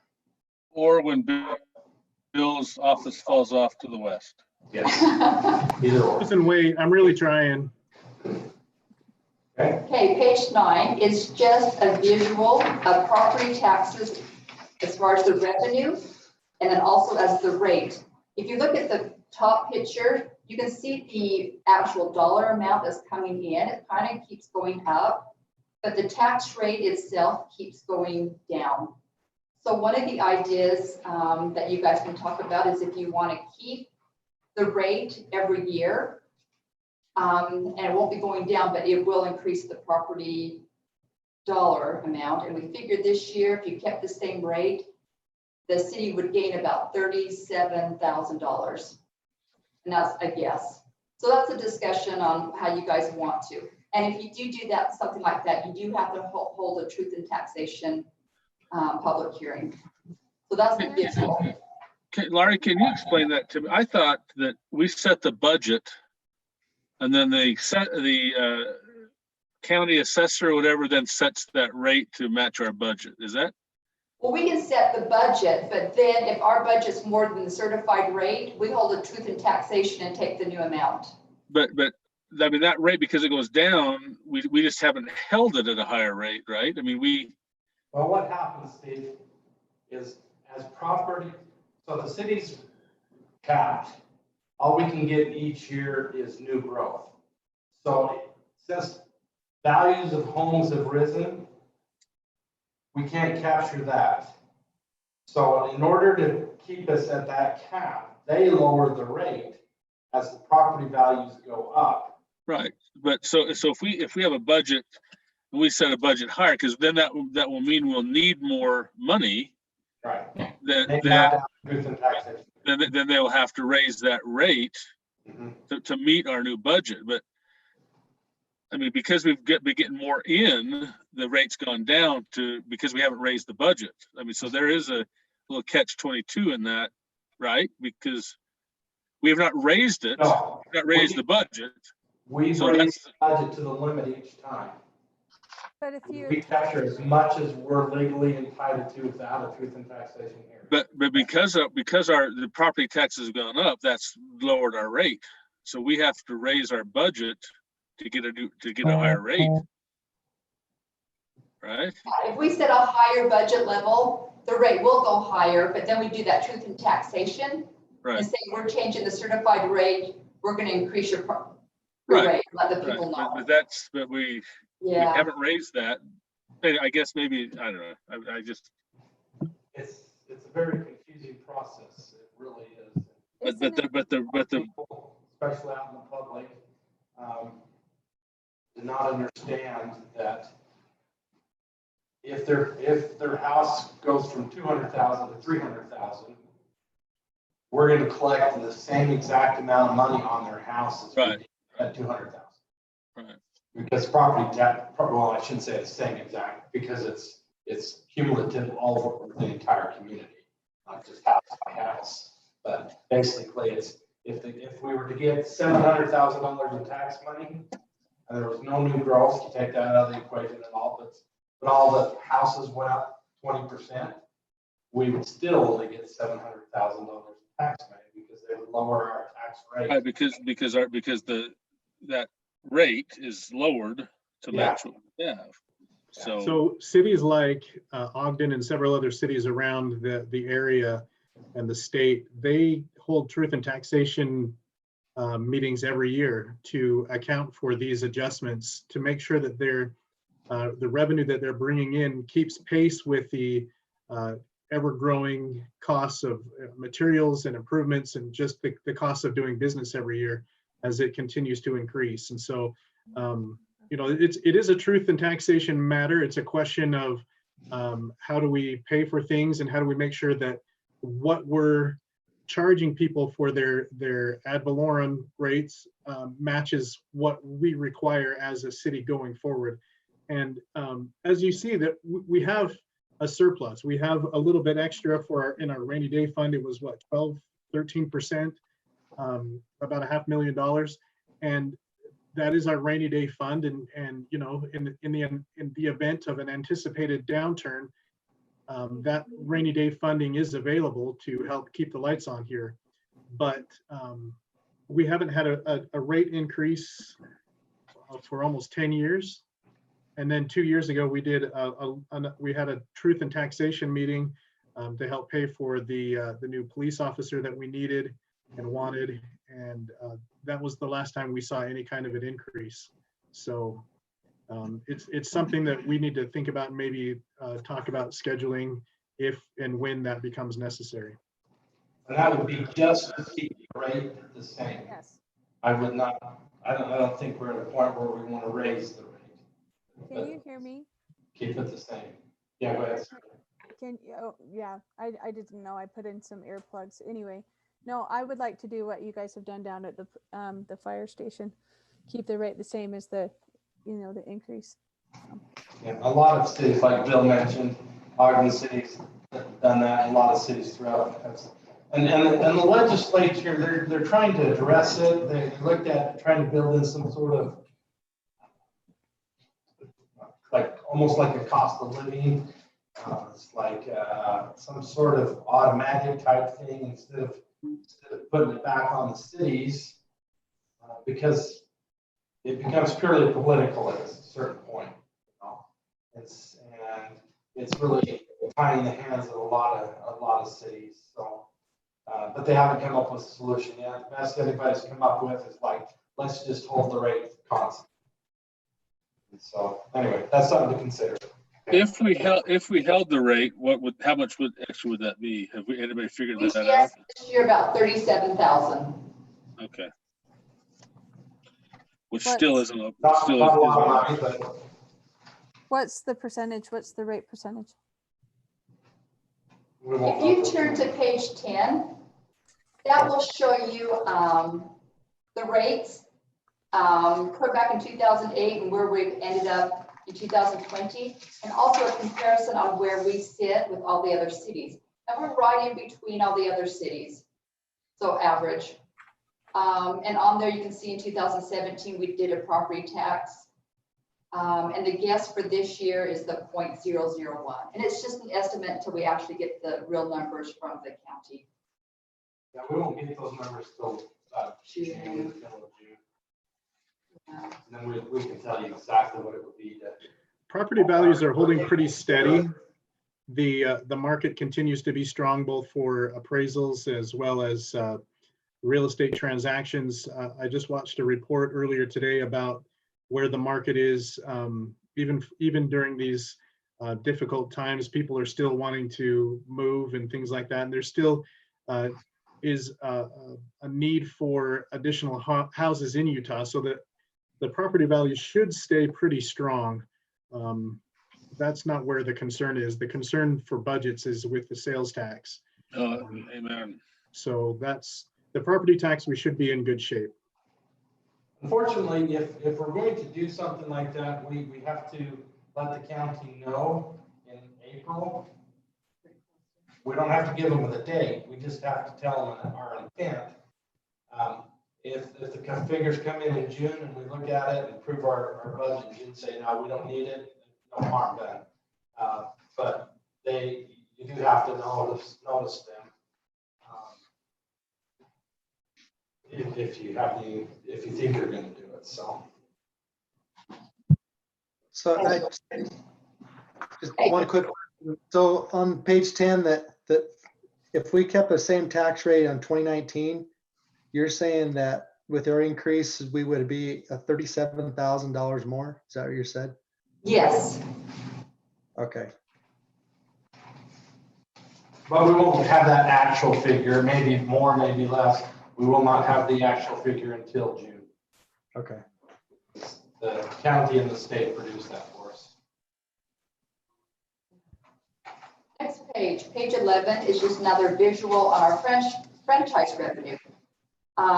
We get different monies from Pacific Core and Comcast. It just kind of shows you where those are at, and it kind of doesn't really go up too much. It's almost, some of them are actually going down or kind of holding constant.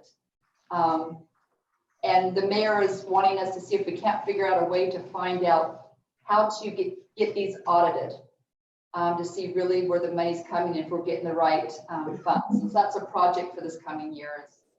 Yeah, See if we it can just figure don't that make out. sense to me that we've grown as much as we've grown, and yet all the franchise taxes stay flat. So that's that page. The next page is page 12 to 21 or 22 is going to be the general fund. We'll start with the next two pages. Page 12 and 13 is going to be our revenue. So we'll start with the taxes, motor vehicles.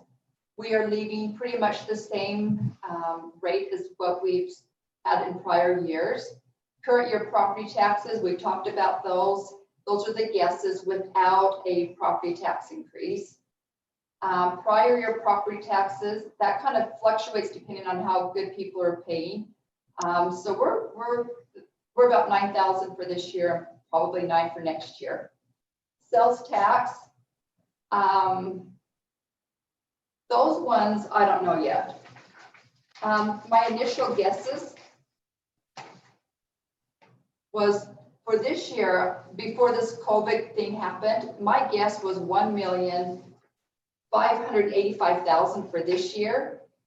And next year, oh no, it's backwards. 1,517 for this year and 1,585,000 for next year was my estimate. And when all this happened, I've actually dropped those. And I'm thinking, I don't know what your ideas are, but I've dropped them. And I just think if we can just keep looking at these for a while. And I possibly could drop it another 56,000 for next year. But let's just go with these numbers until we see something happening. I don't know. Unless you guys have some strong feelings on what you think the economy is going to do or people's shopping habits. One of the things that puts the city in a relatively strong position is that we don't have a whole lot of retail sales tax dollars that we're relying on to meet the needs of our budget. So while we will probably see some sales tax revenue decrease due to the shared sales tax provisions in the code, we'll probably see less of an impact than other places like Riverdale or Woods Cross, or places where retail dollars are big and sales tax is going to be a big hit for their budgets. There's a lot of city managers out there in the group that are very, very concerned. So in this one case, it's good that we don't have a lot of sales tax. Exactly. One case, yeah. So the next group is licensing and permits. Pretty much everything there staying kind of constant. Building permits this year is low at 100,000. Next year, I'm still being conservative and just upping it to 30 building permits and bringing in about 160,000. It's kind of a conservative number. Haven't had much action this year, so if it does come higher, we'll be in better shape. The next group is internal governmental revenue. That's where this Weber High School is giving us some funding for the resource officer. And this is where when the police officers go up and help with activities at the high school, we get reimbursed, but that is also offset in their expenditure budget. And our Class C road money is in this area. You think that we could put it into a different fund, but it does need to stay in the general fund. So that's a pretty constant amount. Along with our alcohol fund, the state gives us money for the police department to do liquor, alcohol programs, or alcohol for DUI shifts. And then also, once in a while, the state does give grants to the officers to do shifts, and that's a reimbursement also. So you'll see the expenditure in their budget. And the last one on there is the transportation sales tax for roads. And it's climbing just enough every year. So those are still kind of constant, going up a little bit. Next group is charges for services. A lot of this is based on building permits, so it is still kind of conservative. Revenues for recreation, just kept those the same as if we're going to have baseball and everything. Park fees about the same. Inspections are based on building permits also. So it's gone down a little bit conservatively, but probably pretty close. Next page, 13. Fines. So court fines we've dropped quite a bit, just due to a lot of issues with police officers not coming and going this year, and also with this COVID and getting officers out there pulling things over. So those numbers have dropped quite a bit. And it just depends on social distancing and what happens in the future there also. The next section is miscellaneous revenue, which is your interest, rents. As far as the basement, we have some tower rentals, T-Mobile, they're coming in constant. So those are there. And just miscellaneous revenue, use city council, any dividends that we get from insurances. Those are pretty constant also. And the next section is our carryover money. So you can kind of see for coming into this year that we're in, we had a carryover of $1 million. The carryover that's projected going into next year, which is coming this July, is 651,000. So we are down. Class C roads, we're starting this year with 468. We're starting next year with about 400,000 also. Same with transportation roads, starting this year with 744 and starting this next year in July at 96,000. And we have a state liquor fund of 7,000 starting this last year that we're in. So that is the revenue in the general fund. And if you turn to page 22, before we hit the expenditures, this just kind of shows you the revenue, the expenditures, what the carryover is, the percentage. And this is where we can go up to 25% of the revenue. At the very bottom, you can see the difference. So our revenue carryover is 651,000 at the end of this year, which is a difference of 364,000 if we really were to hit that 25%. And next year, we're down to 12.28% and a difference of $513,000 if we hit that 25%. So that's just to think about on what you want that carryover to be. Generally, every year, I kind of went back just to see, because revenue does come in and everybody in their departments do not spend everything in their budgets. And so it's been about 160,000 that whatever I have budgeted, it goes up to about 160. But this is a weird year, and so I can't guess the same. So that's just a FYI where we're at there. But let's go back to the expenditures in the general fund, which is page 14. Do you guys want me to go a little bit faster? Out to the side, there's notes, and maybe hit some of the bigger issues. Yeah, things that have changed, maybe. Things that have changed. Okay, legislature. Thank you. It's really good. Thank you. You're doing great. Okay, so in the legislature department, everything's pretty constant there. That's where you guys get paid out of. Yeah, there's nothing much there. Public notices, yeah. Judicial is the court. No big changes there. In everybody's department, though, wages are going to be increased just normal, just naturally. And there's no big changes in her budget. Page 15, administrative. This is where we added those 2 part-time administrative assistants. And this is probably, we'll be taking them out of the budget this year. And later we'll come up with our new plan. We've been working from home and we're finding that we're really getting a lot done just because we're not getting any interruptions at home. So we thought, well, maybe instead of having a part-time person here helping us, that maybe we'll do some kind of a modified, if we can, have shifts that we can actually go home and just get a deadline project done or something, just to relieve that at no cost. So that was one idea.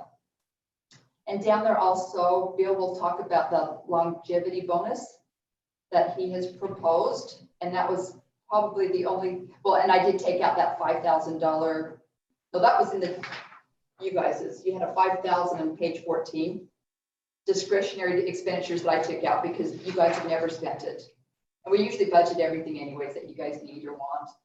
So now Bill can talk about the longevity bonus. That's yeah, one of the things that the mayor and I have talked about, and I'm concluding the mayor in this because he was part of the conversation, whether he wants to admit it or not, one of the things that we've noticed is that the longer people stay with the city, the less their overall increases become. And this is their merit-based increases. Now they would still continue to get their market increases or their cost of living adjustments as they continue to increase just globally. But as part of an incentive to help people want to stay at the city and to reward them for continuing to stay at the city, we looked at the idea of maybe putting in a longevity pay that would be equal to $100 per year of service. So that if you were at the city 1 year or any portion thereof, you get $100 come Christmas time.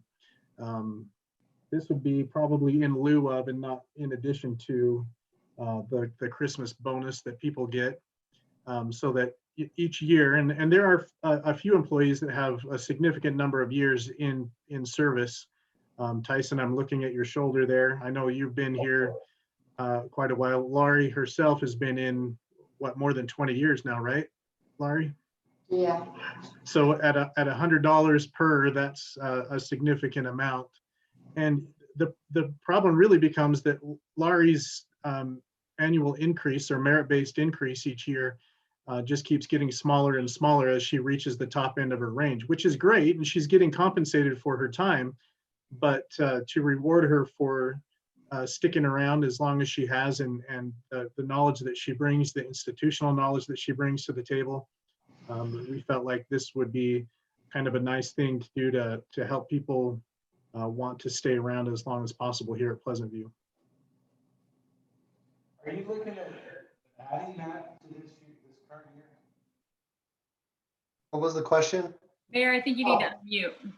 I just, I'm looking at the 29.9 in the current year projected for that. Are you looking at adding that in this year or? So she's got 10,000 in for Christmas bonus, and then the longevity bonus would be 19,900.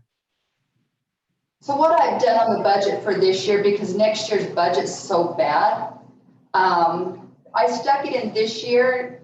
And I don't know if it's one of those things that you guys want to look at every year to see if it's a good year that you put that program out. But if it's kind of a bad year, it's just like we skip it. So next year is kind of a iffy budget. This year is where I stuck it in. So June 30th, if that's what you want to do, you get it this year and budget for next year. So it's up to you guys. Yeah. So that's where I stuck it for this year. But next year, if you put it in for next year's budget, or in December, it would be 20,900. So you would save the 19,000 out of this year and move it into the next year.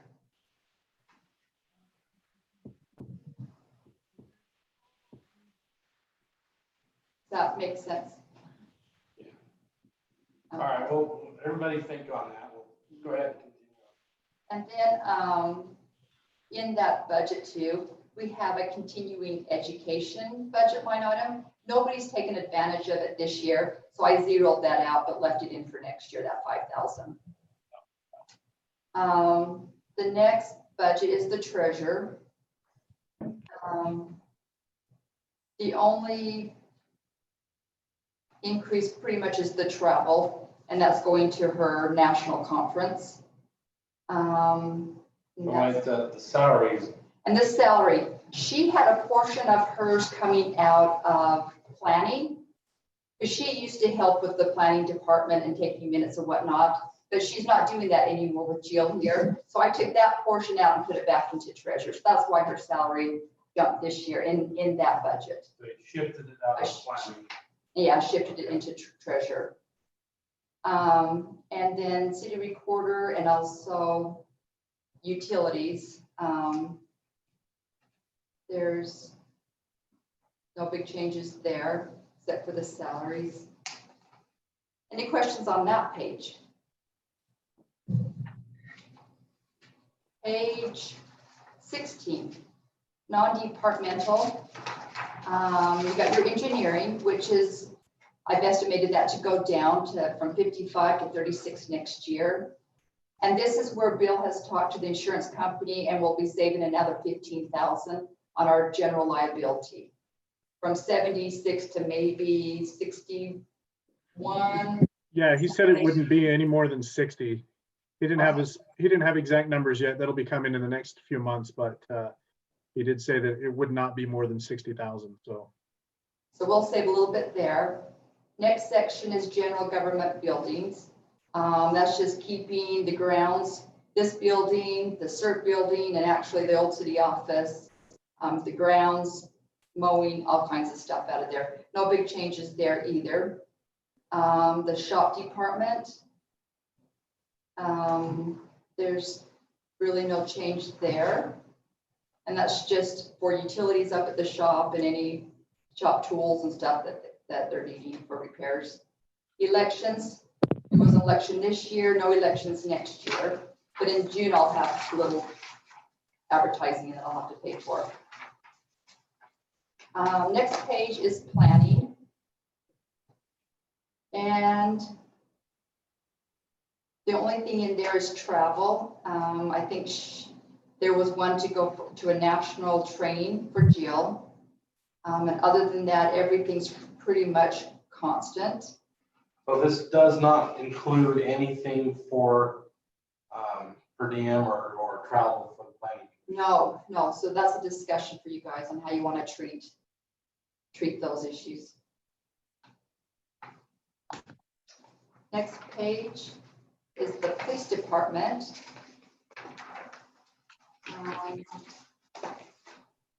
Still salaries and everything else is pretty much constant. You do see a $16,000 in this year in grants. And those are those 3 grants that Ryan received and no grants for next year. But if they do come ahead, we'll up the revenues and we'll up the expenditures. So that's just a wash. But it includes all of his, the strike force and CIS and all the other help that they employ.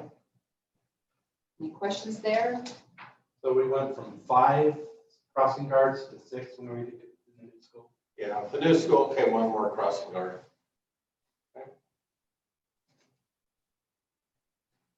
Okay, page 19, building inspections. There's nothing much there. It's just that we contract with Sunrise and some classes, so there's not much there. We're still budgeting $6,000 for the CERT. In streets, everything's pretty much constant. The Class C road and the transportation sales tax budgets, but we'll address those later on when we talk about the roads. But everything is pretty much constant there also. It does include that administrative assistant. We will probably be taking that out also. And then down, we got the 2 donations to the senior program and YCC. Questions? Good. Okay, page 20, new city council's budget. It's still pretty constant on that. Parks, no big change. You're going to see in the parks and the public works that the salaries and the benefits are kind of going to be going up and down because with the new people, we're kind of switching where they're at and their general ledger numbers on where we're going to take their salaries out of. So that's kind of, you can't read it straight across to see how it's happening because we've made some changes on the employees. And like on all of these, travel has gone down this year, but we're putting back the travel in next year. Recreation, same thing. We're going to take out that part-time, but we will put back her assistant that she has had in the past. So we'll actually put back that $5,000 in salaries and another $500 in benefits. And then everything's pretty much constant in hers also. Next page, 21, community promotions. It's constant. Founders Day is there as is. As we make decisions on fireworks and whatnot, we'll be moving money around and going from there. The next section is the transfers. So you see $100,000 for this year, next year into the City Hall Fund. And then you see $500,000 going to the Equipment Replacement Fund this year, but $0 next year. And then it also shows the ending balances in each one of those categories, Class C, General Fund, and Liquor Fund. So our revenue is 5.7 million this year. Our revenue next year is 5.1. And then we have the expenditures totaling with the transfers and everything. So there's your general fund. Any questions on it? Okay. Page 23 is the enterprise fund. So this is just basically just saying, okay, this is where the money's coming from. In the water, sewer, storm sewer, pretty much the money should be coming from the users. And we do have money coming in from impact fees, but those fees have to go to impact fee projects. So what runs this is all the users out there. And so down here I listed, here's our current impact fees for water, 3.6 3,600. Sewer is about 650 on each building permit. Storm sewer, it's almost 2,000 in every building permit. And then I listed the user fees. So water, everybody pays that base fee plus that chart. Everybody on sewer pays the $24.75. Storm sewer pays the $7.50, except if you are a business, and then it's based on the it's $7.80. And then if you're a business, it's based on your impervious surface. Solid waste, $9.50 for the first can, $10.50 for the second can, and recycling, $3.375. And then down here, I just put what the user counts are, how many bills we're sending out, and actually how many units we're billing. So if you see the number of connections, it's lower, but we're billing like the Cove, which we're doing one bill, but there's a lot of people there. So that's why those numbers vary. So there's page 23, unless you guys have questions. Well, so now we're going to talk about all the enterprise funds. The first one we're going to hit is page 24, the storm sewer. The first is the service fees, and that's based on the residents that we have, and they're each paying their $7.80, and that's just slightly going up. Then we have our late fees. It's minimal amount. Interest, and then we have our impact fee, money that's coming in, and it's based on 30 residential building permits next year. And that is money that we can only spend for impact projects. And then we get down into the O&M of it. And pretty much nothing should be no big changes there. That part-time admin. Yeah, we'll be taking that out. And I don't know when you guys want to have Tyson maybe talk about the backhoe leases and the equipment that he wants to purchase. Is this a good time as we start going through all the different funds? Because it's going to be in about 3 different areas. The backhoe is going to be out of the storm sewer, and I think the equipment and maybe the Class C. So it's just. Sure, it's a good time. Tyson, take it. I cannot talk. So both our backhoes are leased currently, and they both expire at the end of this year. Look, so the idea behind this is moving towards specific equipment rather than having 2 general use pieces. You're basically splitting the 2 backhoes, or the 1 backhoe, and trying to get the specific tool for the job with the Mini X and the wheel loader. Wheel loader, lots of different reasons to have it. We used to have one, they sold it, trying to move and save some money by just running backhoes. It does work, but to move forward with bigger projects and have those specific equipment, I think is valuable for lots of reasons.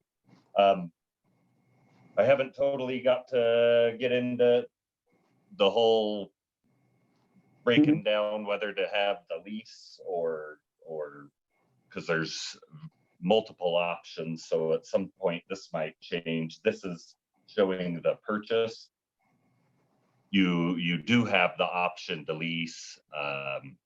You can buy used, there are some options to go with there. I put in the worst case scenario, the most expensive upfront. Just like the sweeper, you get these items to the end and you have to purchase them outright with no money to recover from, because they've get to either driven into the ground or they're just not worth anything. So, and again, it's harder to get those big chunks. So this can change some. I've been looking at purchasing one of our current leases, and there's some options there to reduce these full numbers between the departments. But so I don't have any of it on hand, but this is what it would be at 100%. These are pieces of equipment that utilized in emergencies, clearing roadways if we ever have issues, mudslides, blowouts. Backhoes won't move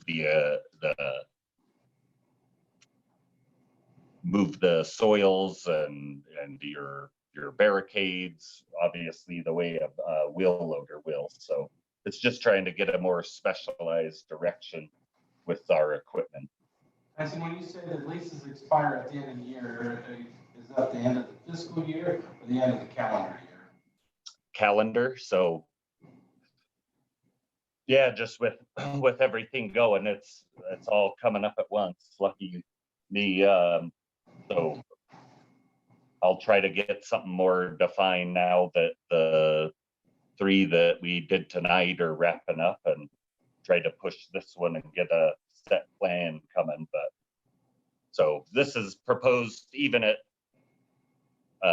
I guess budgetary worst case scenario, and we purchased them outright, knew that all of these funds can more than handle that purchase, and you aren't putting any of them in a bad place. As you can see, stormwater at 21 at each piece of equipment, and that's sort of based on how often each group will use them, is where that number's coming from.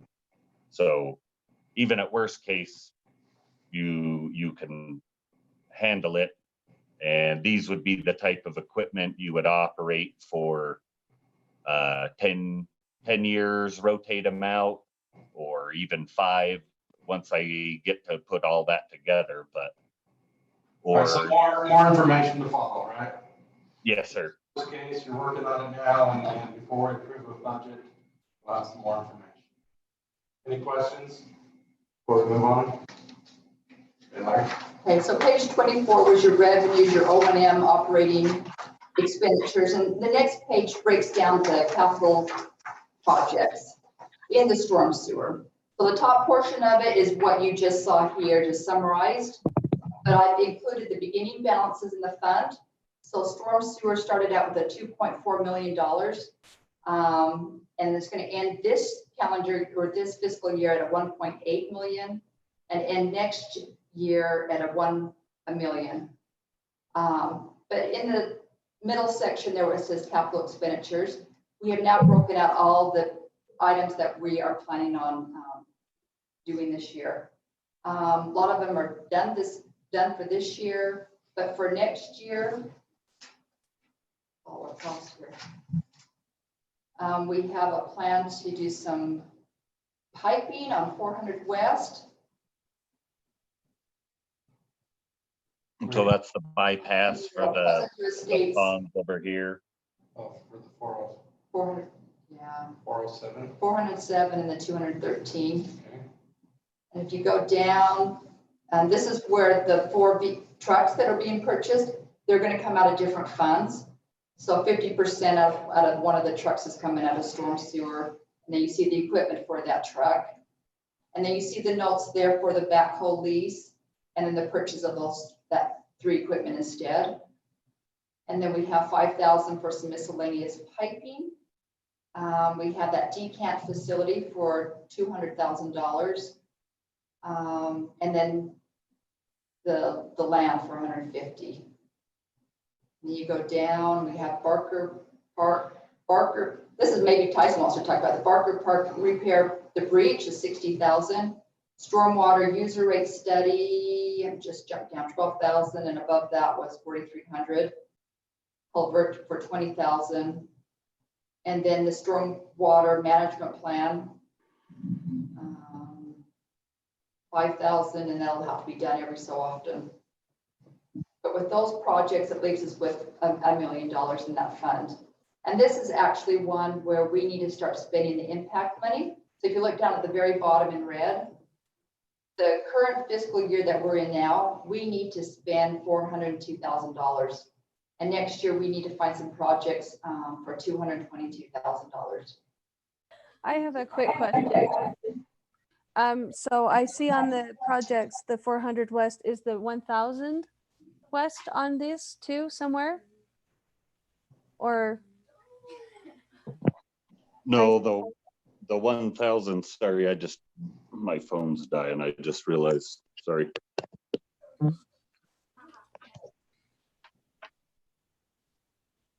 Sarah, if you'll look, you'll see that there is a 1,000 West upsize pipe that's 60,000 in for this year. We haven't looked at that to design that out just yet. That's a Dana type question, but it is on the radar and it has earmarked that for 1,000 West at $60,000. so did the 400 West get moved ahead of the 1000 West? Is that how I understand it? The 400 West has been on the table a lot longer than the Okay. 1,000 West. Yes, that's a long time existing issue that needs to be addressed. And so as part of that whole capital facilities plan and meeting as a group with the staff and the O&M, the 400 was identified. So each year you can see it heading out on the project side was identified by staff and put together as part of that. Isn't plan. the 400 West has to do with the retention basin up there, right? Yes, it's the non-functioning pond, and then it cuts down through ravines that have flooded a home several times, and it's a big one. And trying to clean up coming from Weber High, and it gathers a significant area. Yeah. But you've started a placeholder for the 1000 West. Is that what I understand? The 60,000? Yes, it can Okay. be. So if anything, so as they're trying to identify those right of ways, and which is going to be the problem on all of those alternate projects. So you'll see in the road one, there's a alternative project amount talking about right of ways, and that's to go and establish those on all the alternate projects. And Okay. then once you establish that, you can build the plan and know how far you need to take it. Okay. And you're This is stormwater. Part of the steps that we're taking on that is that we're getting a property acquisition agent. The RFPs for that were due today. So there is some property that we'll need to acquire in that area to get the storm drain put in and the roadway fixed. So okay. And you're in communication with the property owner so they know the steps then. right, once there's something to report, we'll definitely get that word out there. Just so that they feel like they're remembered. That's all. Absolutely. Okay, let's go to any quick, so that's the storm sewer. The next section is going to be the water. It is the same thing. The top portion is your revenue. Nothing's pretty much changed there. O&M, nothing's changed there.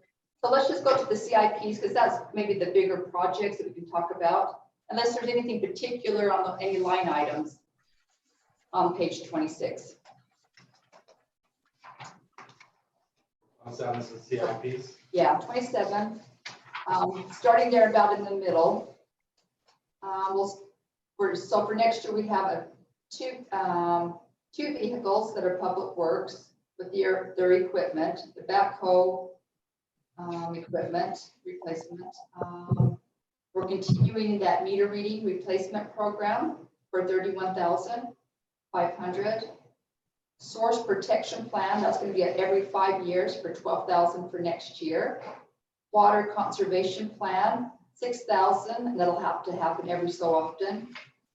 And you see in red, we have the Weber Basin Zone 1. We have a line item for land, infrastructure, and tank. This is a big project, and we'll probably have to go out to bond. And so Tyson has been talking to Weber Basin, and we think that we can put this off until the year 2023. So if you go back up to the top under operating expenditures and debt service, you will see that we have some bonds there. And we have bond, the 2012 bond, it ends that year.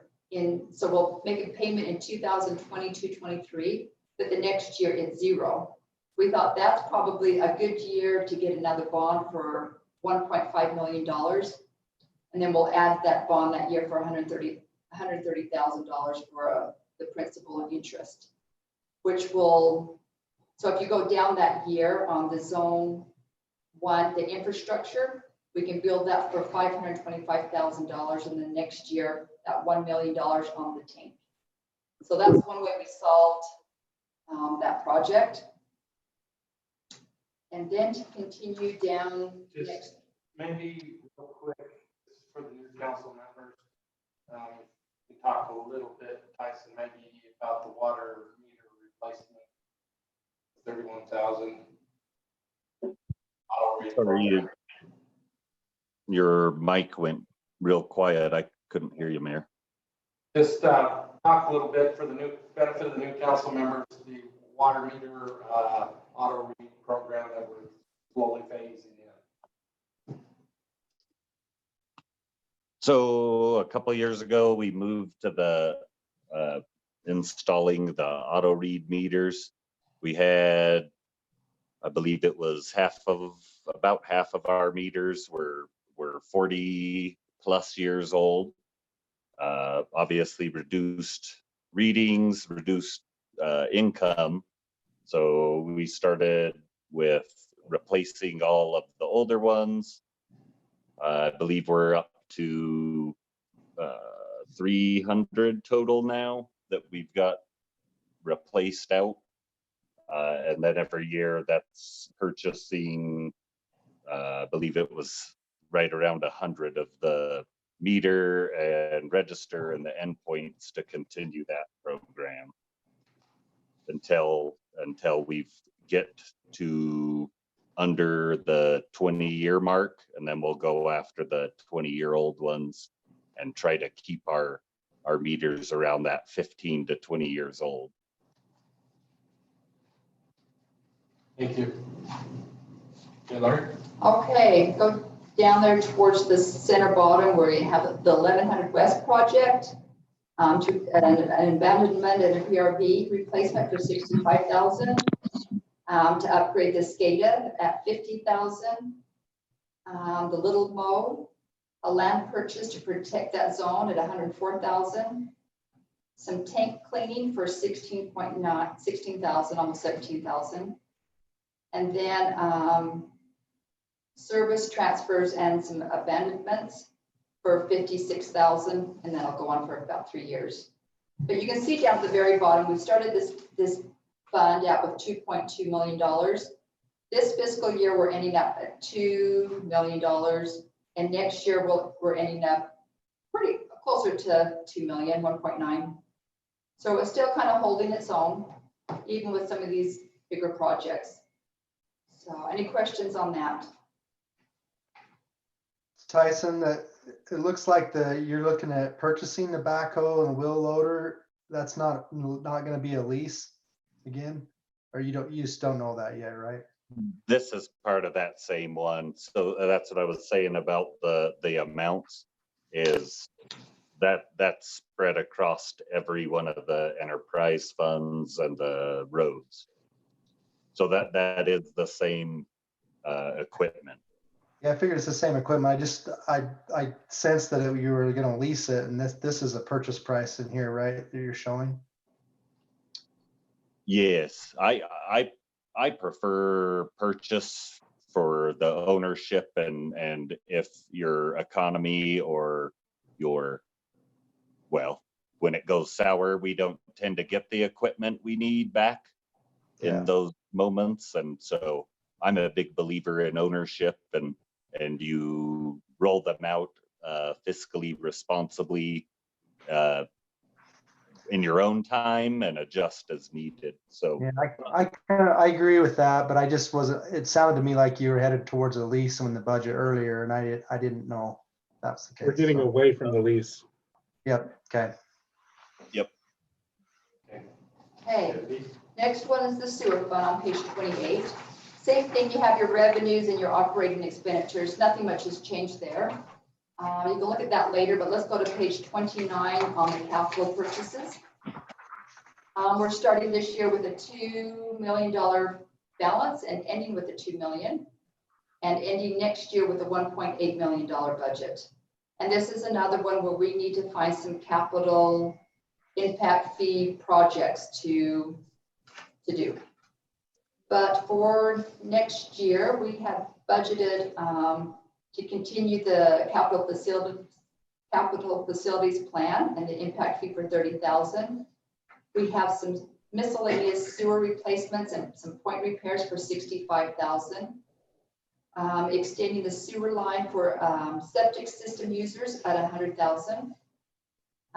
The 2 pickup trucks, $18,000 each with the equipment, the backhoe, a computer for $1.5, a rehab liner at $180,000, and a CCAP an audit for $6,000. And on this one, if you look down towards the bottom, we're paying Central Weaver Sewer. You go back to page 28. Every year we pay them $684,000 this year, $700,000 next year for them to process our sewer. And so that $24.75 that we collect, you can see that about 65% of it goes to Central Weaver Sewer, and we take the rest of it at $8.66. For this year, $7.90 goes to the city, and $16.85 goes to Central Weaver Sewer. So that's just a FYI on those fees. Well, and it's partially kind of like the tax process. We about maybe it's been 4 or 5 years now when we brought this up. So every time Central Weaver does an increase, we just eat it, and they eat away at our O&M. And eventually that's going to be a problem to the point that I believe we should address it by sort of doing the same as the tax process. They've talked about it every year, but have never wanted to, I guess, move on it. And it's just going to whittle away year by year as they continue to make their increases to cover their costs.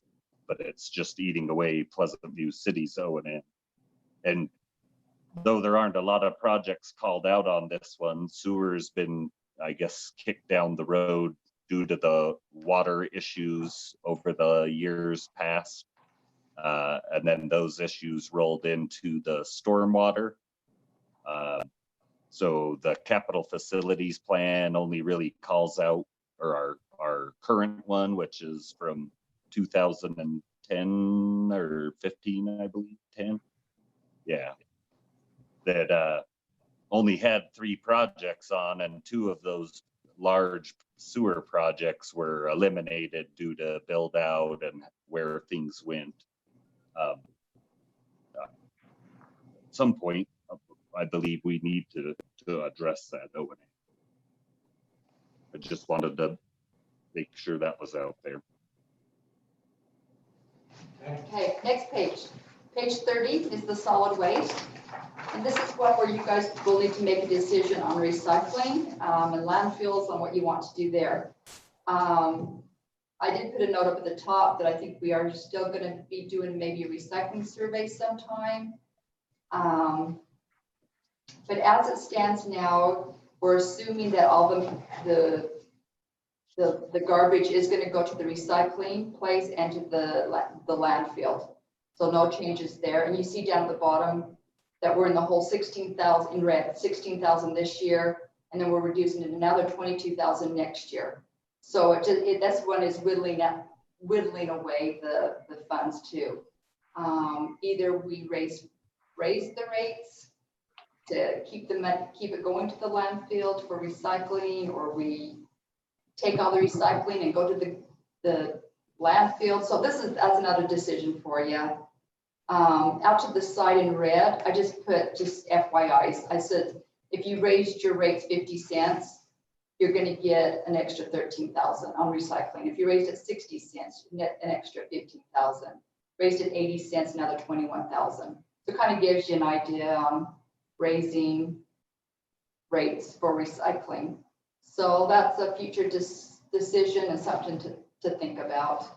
Unless you want to add something, Mayor. In discussions on this with the mayor earlier and Tyson and everybody, just on a staff level, we really kind of feel like these enterprise funds ought to be independent and self-sustaining so that we're not subsidizing recycling through garbage or sewer or water, but the recycling cans and fees should pay for the recycling costs.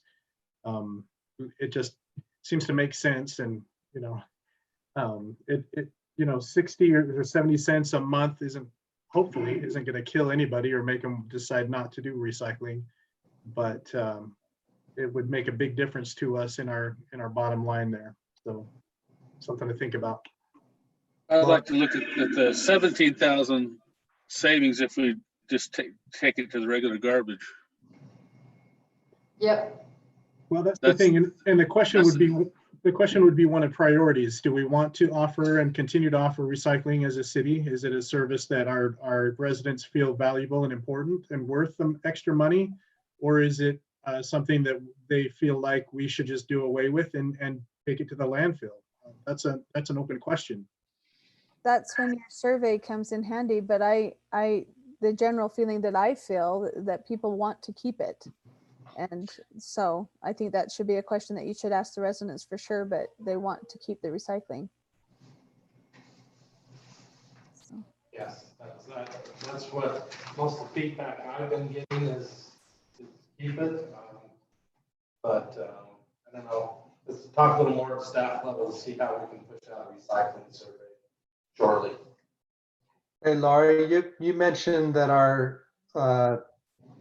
the waste the garbage has gone up like 40% or something in the last couple of weeks. I was bringing that up. One of the city's average, what was pushed out was that actual garbage tipping, tonnage at the transfer station had gone up 45% because everybody's staying at home and bringing all their to-go garbage home, eating at home, putting it in the garbage can here at their residence. I believe that's very possible. Yeah. That it could. Well, this is not taken into account. That's not in the projected for this year then? No, that was just today's info. Okay. So that's another issue. We'll just have to monitor that at the end of the month. If we can get an idea to see if we can adjust some things. I mean, people are going to fill their can no matter what. I mean, they're not going to overfill it with extra heavy things, I don't think. I just don't think it's going to be that much. I hope not. Like I said, if you added an extra can, I can see that, but you're still going to fill your can, COVID or not, typically. Yeah, but a lot of just two people households aren't filling even one can on a normal. Okay. And now they are. So, but we'll see. I always, if my can's not full, I fill it. I clean out the garage every week. What do you fill it with? Oh, just stuff out of the garage. I mean, if I have space, I fill it. I see. If I have a low garbage day, and I think I don't think anybody's going to be different. But anyway, my gut is say just have it be regular garbage. I don't want to pay $40 extra a ton for the opportunity to pay someone to recycle it. I don't want to do that personally. Well, I'm 1 of 5. Okay, page 31. It's just another summary where the money's coming from these capital project funds. And basically these are being funded from general fund. The roads, you have state money coming in. In parks, you have impact fees coming in. And then the roads, you also have some user fees on the TUF.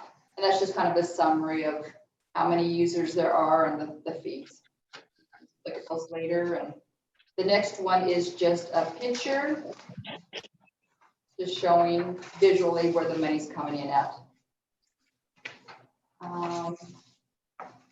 Page 33 is the revenue in the parks. So the parks, we have impact fee money coming in and interest. And then we had some grants, the finishing up of some grants. So let's just go to the next page, which gives us the detail. So in the parks, we're starting out with $326,000. We're ending up with 219. The projects for this year, I've highlighted some of them in yellow or red because we wanted to talk about them on the pickle courts mainly.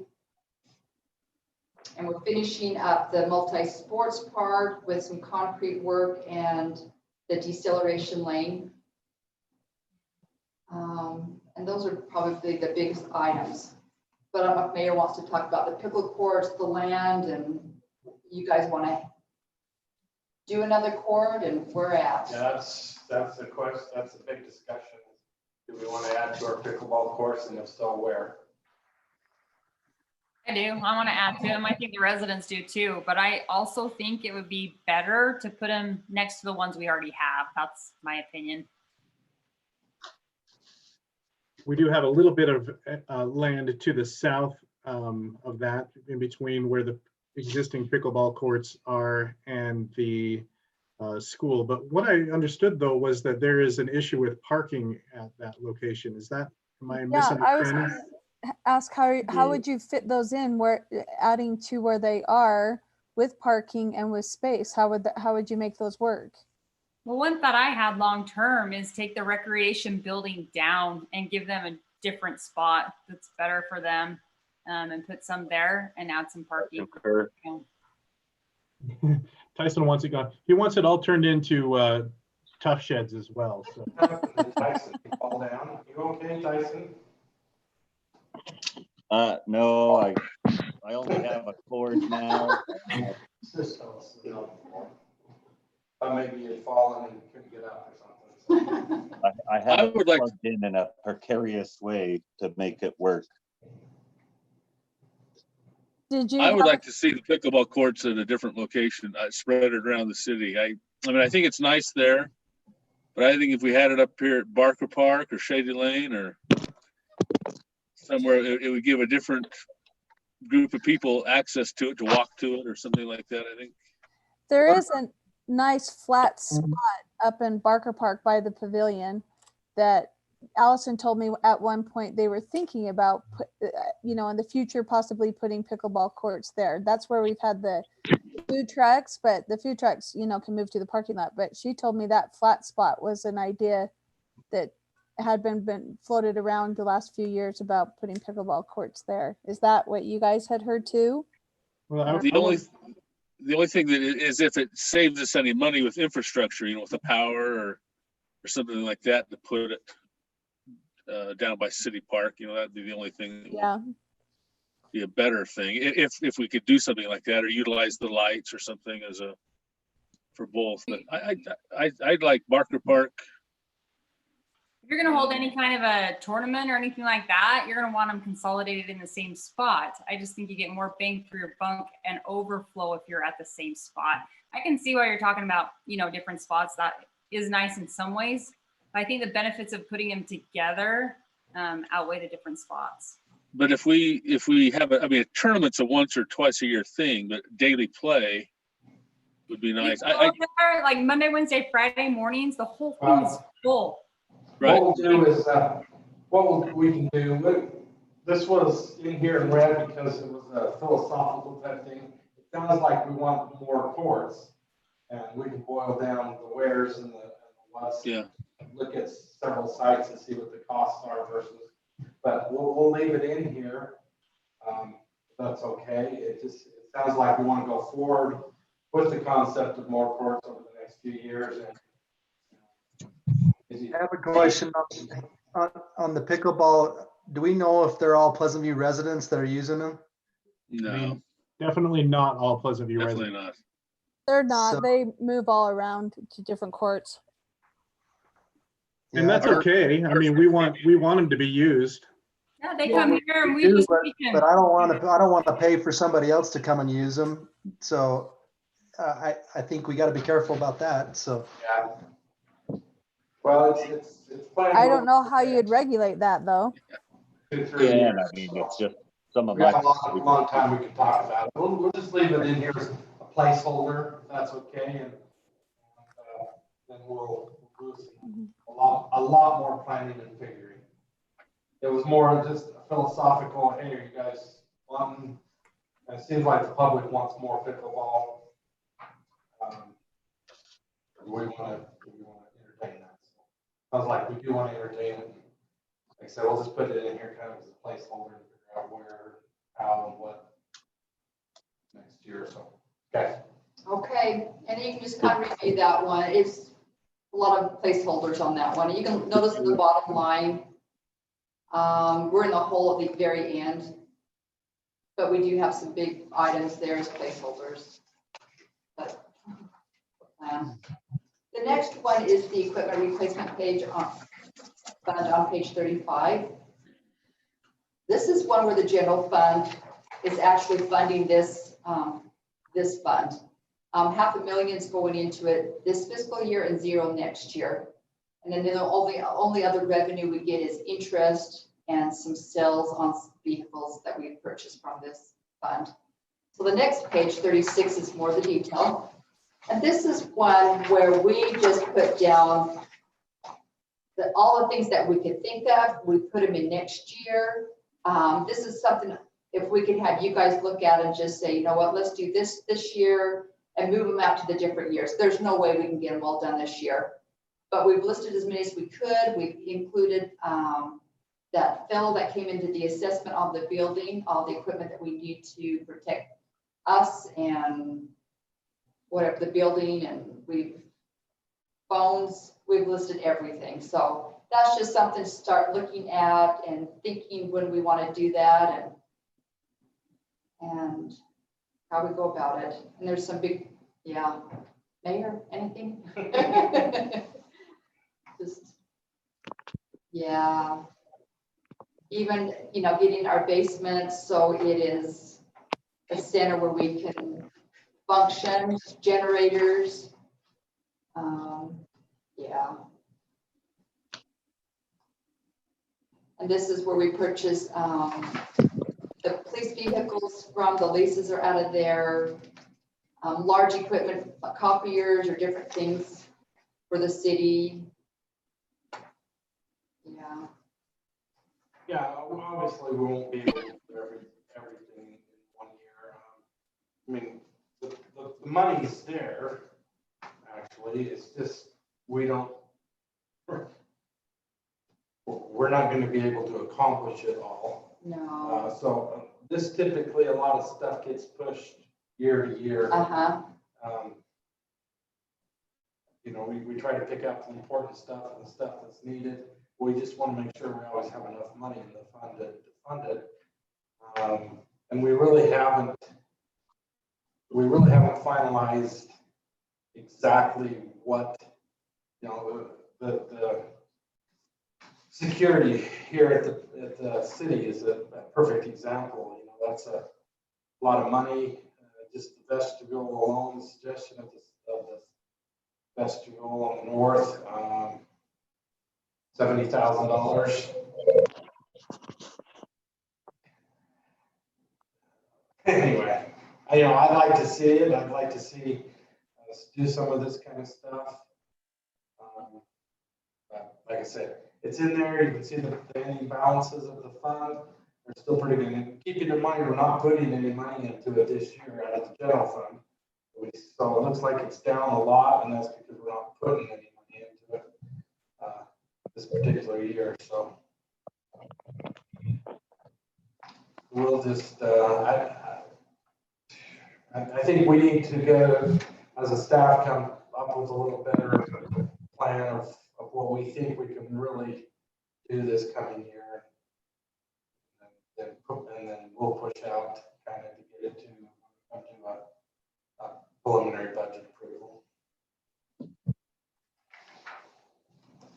So if you guys want to see anything else, let us know. We'll add it. The next one's just the city hall fund, and this is where we're just putting that $100,000 in every year. So at the end of next fiscal year, we should have $309,000 for a future building. Page 39. And again, if you're asked, there is no plan for a future building, except maybe 15 years from now. We originally 3 years ago said, hey, 20 years from now, we might get a building. Why don't we set some money aside? So that's what we're doing. The next one, let's talk about the roads.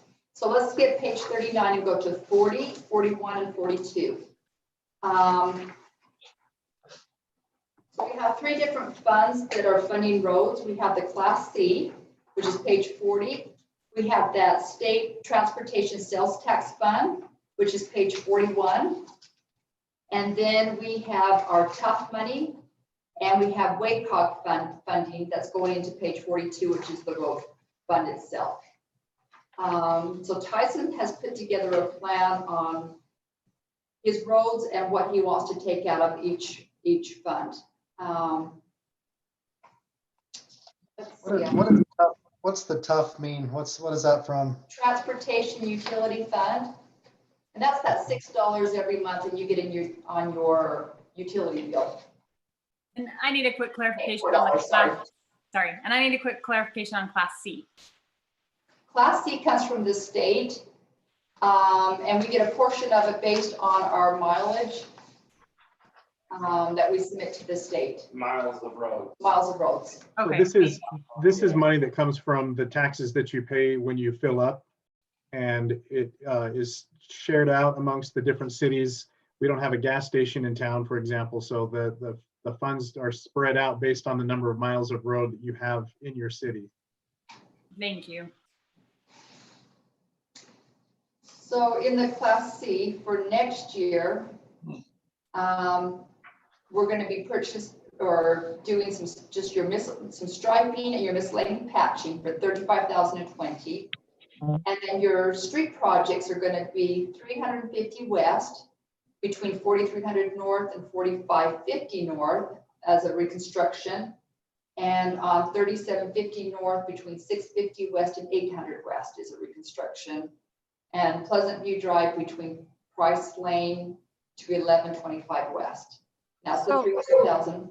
Lori, and just, I'm sure that this is understood, but exclusively Class C funds and TUF funds have to go through for road improvements.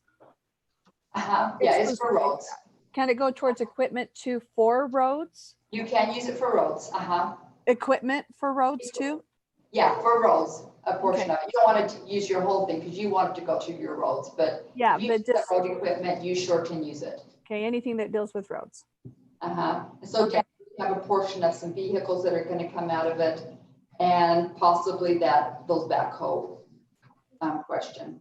So that's out of the Class C. And then out of the next page 41, the TUF, or the transportation sales tax money. Those are going to be for, Tyson's kind of trying to set up a sidewalk trip hazard program and do so many every year. So 20,000 for next year. And also a right-of-way establishment program. I know next year he's trying to figure out, is it 400 West? Yes. Yes, for 15,000 to figure out what the right-of-ways are there. And also, and that's where you're calling those out. I can't get on. Sorry, all my stuff's breaking up here. So. And then the street light program to start buying the street lights that haven't come to you guys yet every year, and some miscellaneous concrete. So that's going to be coming out of your transportation money. And then the road fund is the Skyline Drive, which we're getting funding for. And also this is where the TUF money is going into. So the revenue there is about 175,000 every year. And the projects for TUF next year is going to be the chip seal, update the TUF fee study, and also a transportation capital facility study for 115,000 next year. And that is the roads for next year. Any questions?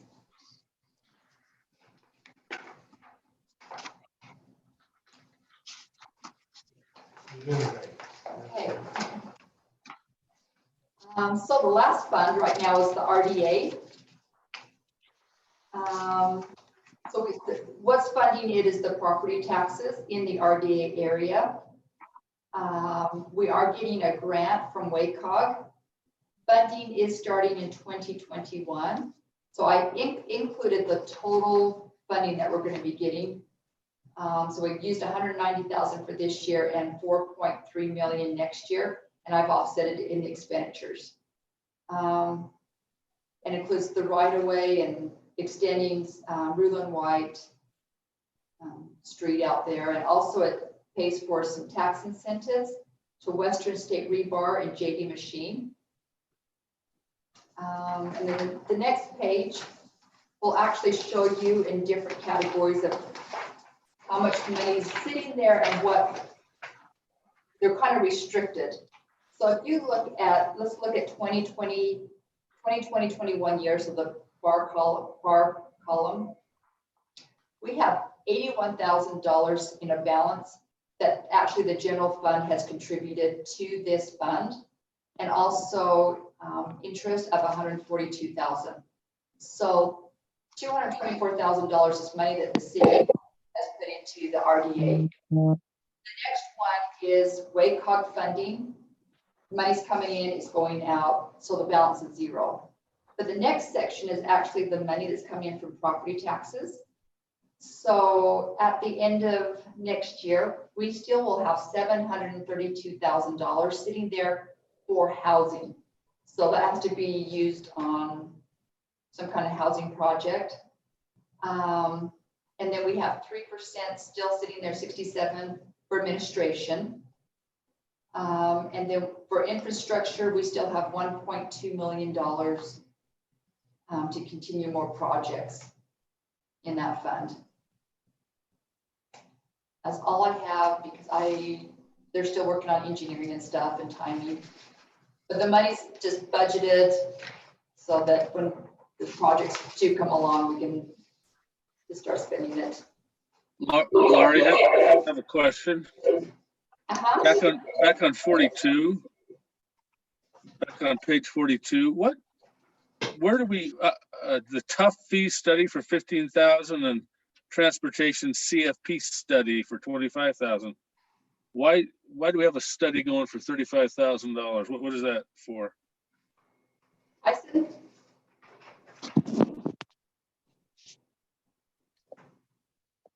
did you hear me, Laurie? Yes. Did you hear me? I heard you, and then I asked Tyson if he could explain it, if he's there. Oh, okay, sorry. Yeah, so the tough fee study was called out to be updated because it's been 5 years. The amount. Who called that out to do? Is that something that's in our program, or? It's an automatic trigger. Because I mean, why are we spending $15,000 on a study to tell us that we need it or don't need the fees to like? It's not to tell you whether you need the fees or not. We obviously would do. The study is to say, are the fees that are being assessed, are they fair? And are they meeting the requirements of the city's expenditures? We need a study to tell us that? Yeah. Yeah, so you had to do one to even start it. And so every time, just like your water, sewer, impact they all fees. have to prove up on whatever. Who are we their paying that fees to? are gonna be. I don't know. I don't know. One of those wasted $15,000 things. I don't know. Whatever. Okay, go on. Sorry. Okay, so that takes care of the funds. Then the next page 45 is personnel summary. So in the budget, we've done a salary survey, and in that there's, as far as the market adjustments, it's going to be about $56,000, which is an average of 3.5% increases. 3.05%, yes.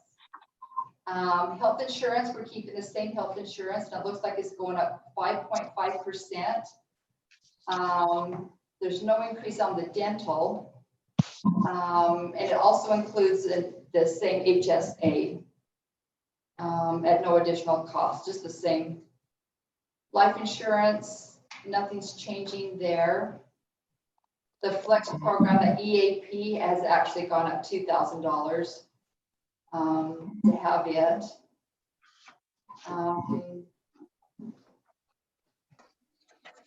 We fund 100% into a 401k for post-retired employees. Nothing's changed there. If people opt not to have insurance, we do put 50% of what the city would have paid into their 401k. And then the city does match it if employees want to put money into their 401k. If they will put in 1.5%, the city will match that. But then they also have to pay more health insurance on their premiums.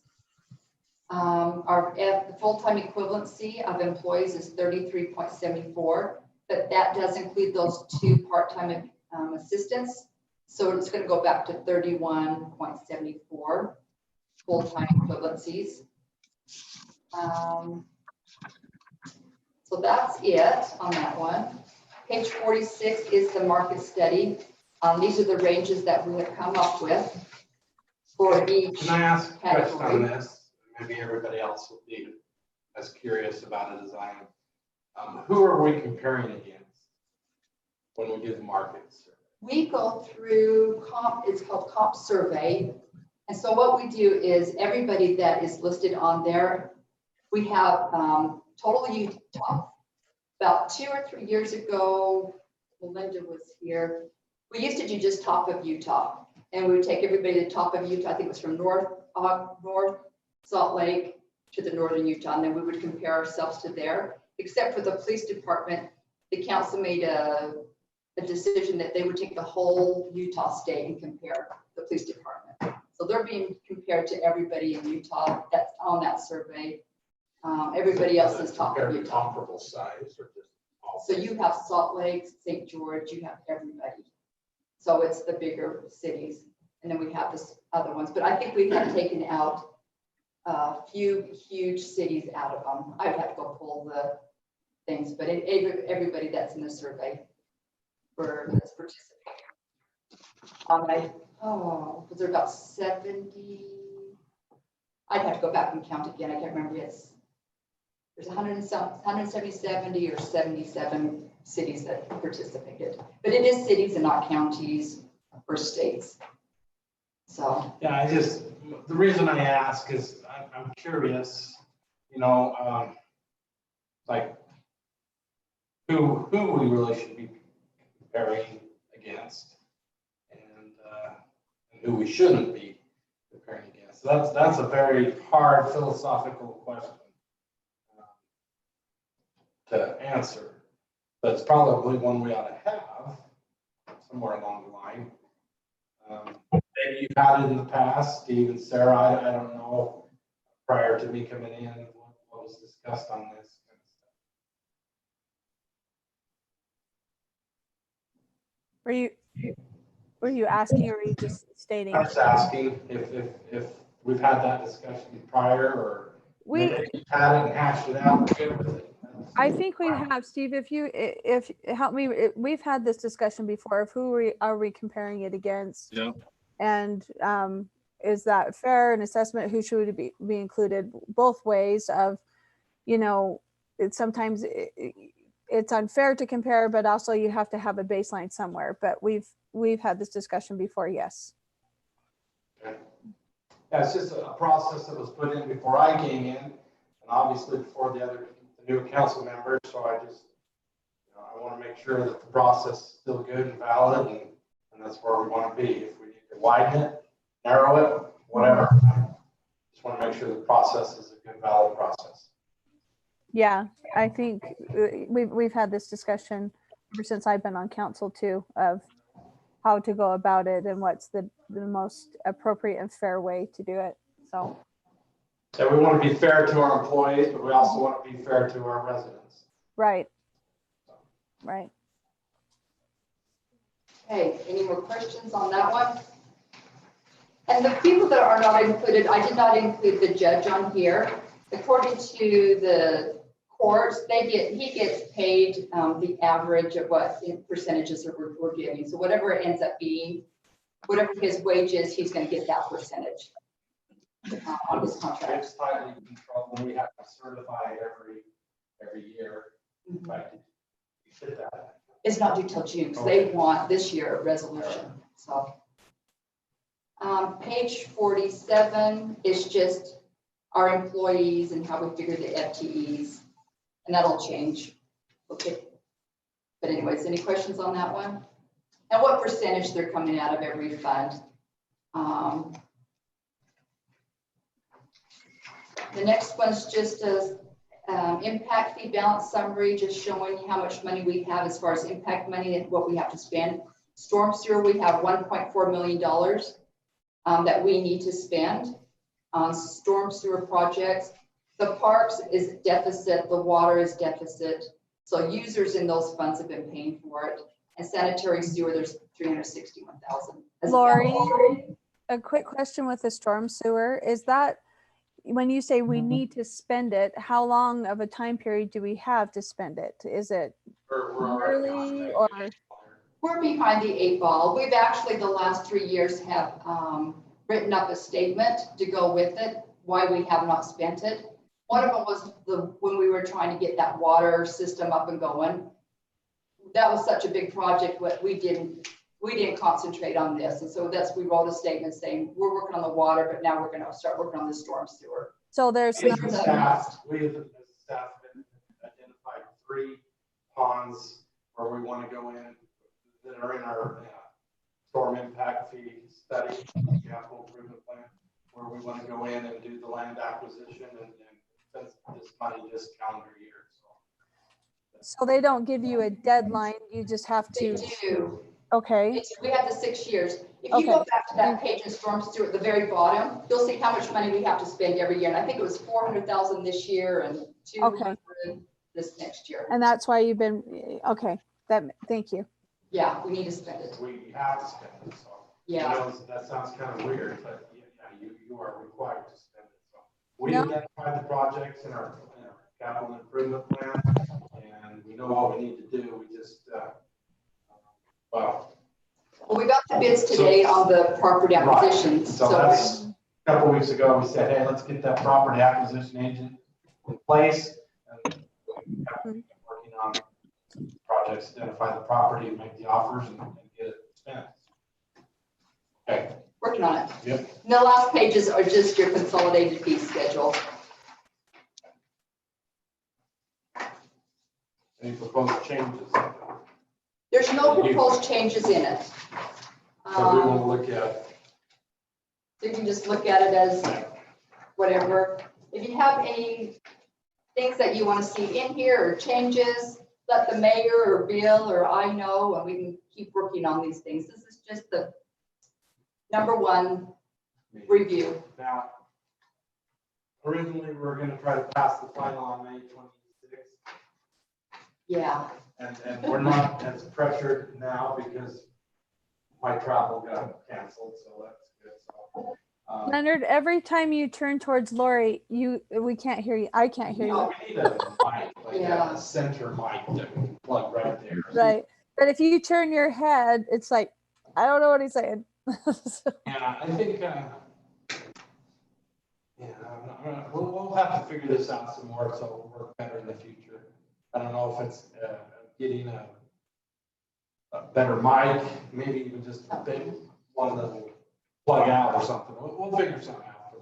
We can hear Laurie a lot better than you. Yeah, that's true. I'm yelling. I think, but she's Maybe faking we'll that. place this maybe on the corner of the table or somewhere it's close. You just went up big time because you're facing. That's much better when you lean forward, Mayor. When I lean forward? Yeah, Yes, much better. The microphone is so, anyway, we'll work on that for the future. That's much better. Yeah. Well, anyways, on the budget, the May 12th one is the one where we are going to actually adopt a tentative budget, and that will go public. So we want to maybe keep updating this as much as we can until that day. And then we can still make changes that day, but then after we'll put it out to the public, and then we can still make changes until we adopt it. So a couple things to consider.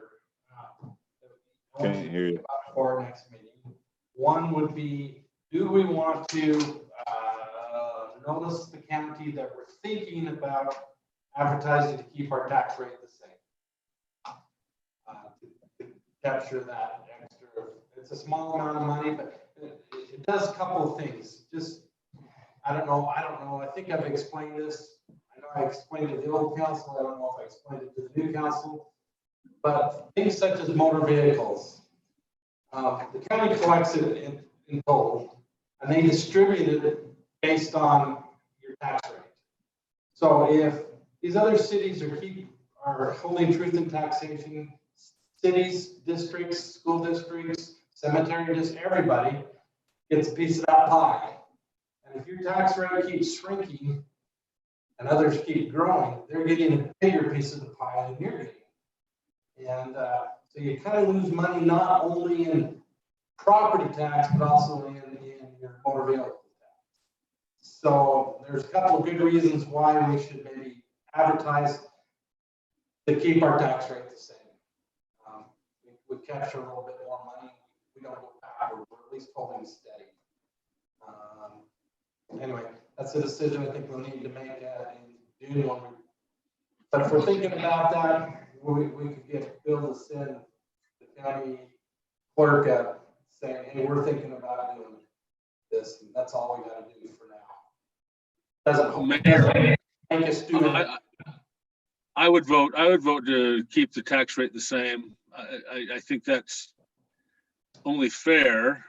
As the value goes up, we're just getting less and less. And I think if it's not like we're raising taxes, right, but it'll appear that way, but we're really not.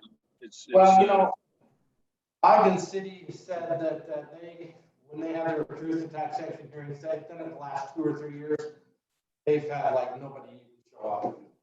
The fire department did it last year. We had 3 people show up, and they had all said it was a great idea. So they just wanted to know more about the process. So, if you utilize that graph that Laurie had in this thing, I mean, that really explains it very well. You know, right. the values are rising, yet we're getting less and less because we haven't adjusted that budget. And so I think that's, I feel comfortable about that, or maybe even take it to a couple of years ago level that would be of just the rate, you know. What was that? So that would be an actual tax increase. I know, but go to somewhere where it is and just hold that rate to whatever it is. And if we hold it to that 10.9% or whatever it was, you know, that's fair. But that'll it still won't fix everything. No. It just keeps it as we have it. So keeps us from losing more and more and more. Yeah, we're not losing anything. Yeah. We're maintaining. So.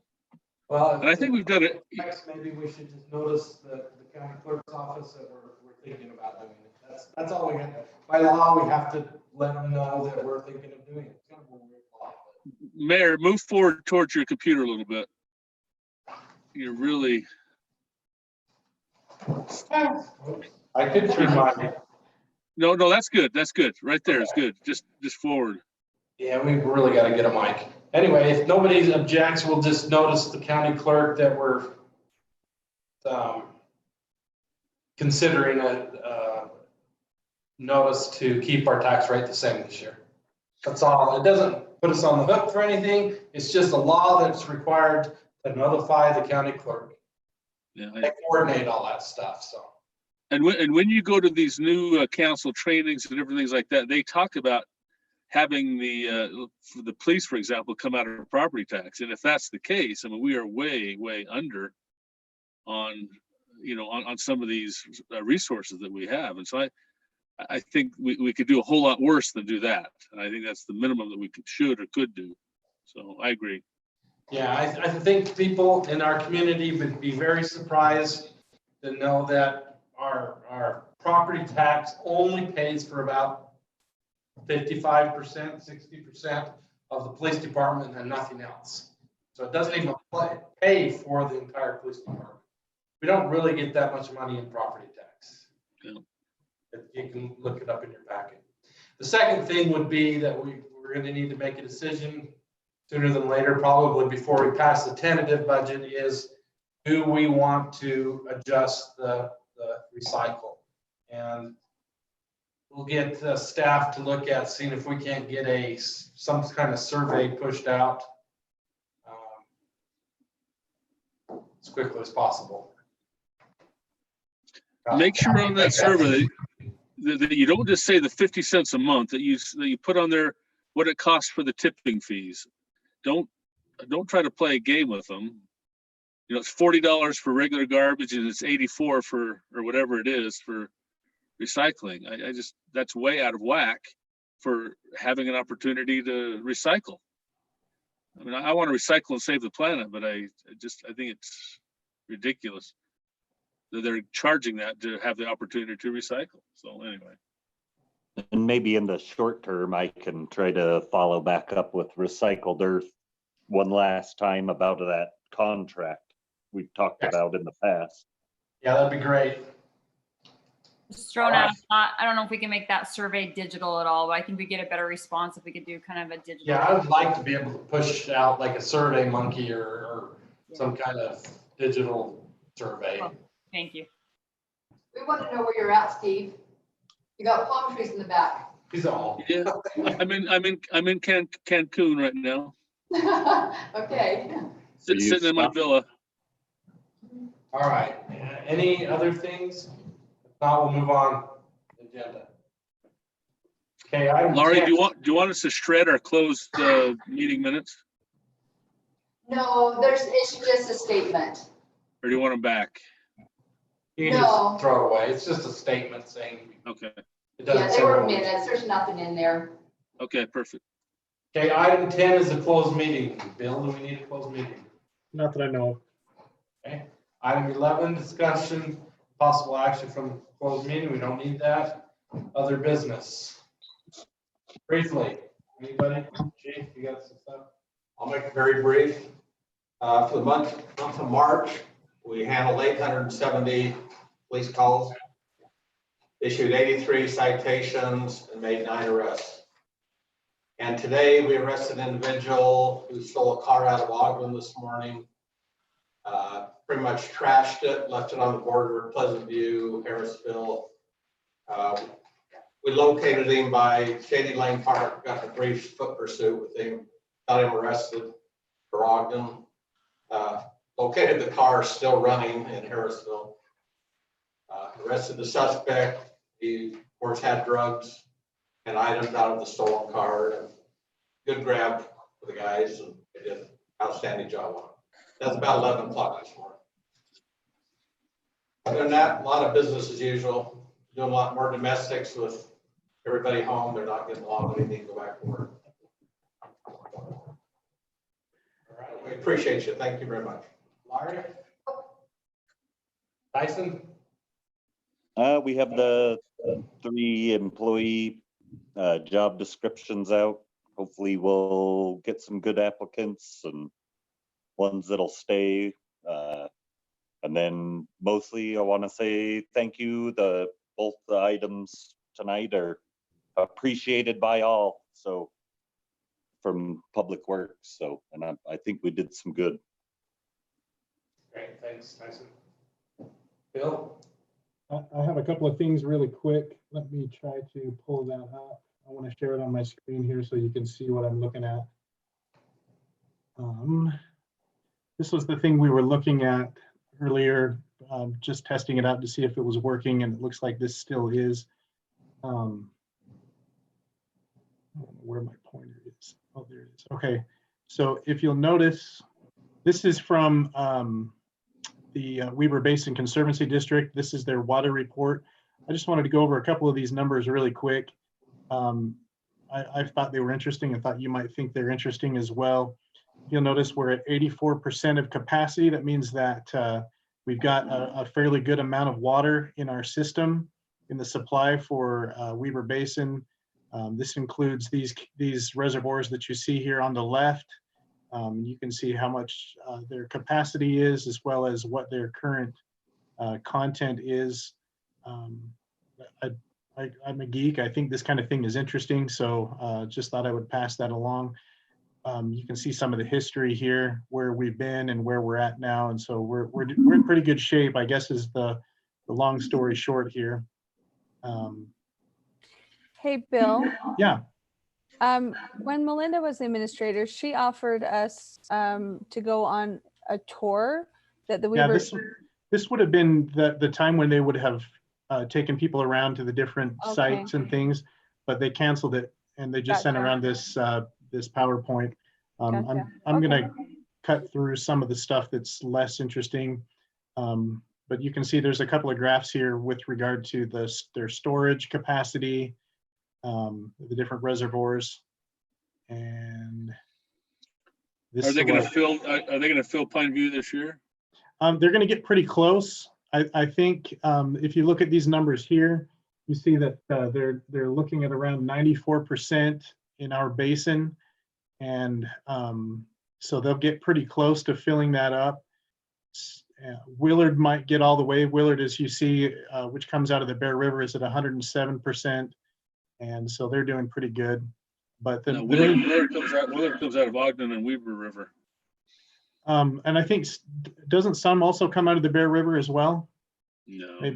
Maybe not. Anyway, the main point though is that we're looking at average projected runoff, and so no restrictions are expected for 2020. Here's some drought information. We're looking fairly normal and average. So there was a pandemic update. They basically just said everything's fine. The water rates are going to stay about the same.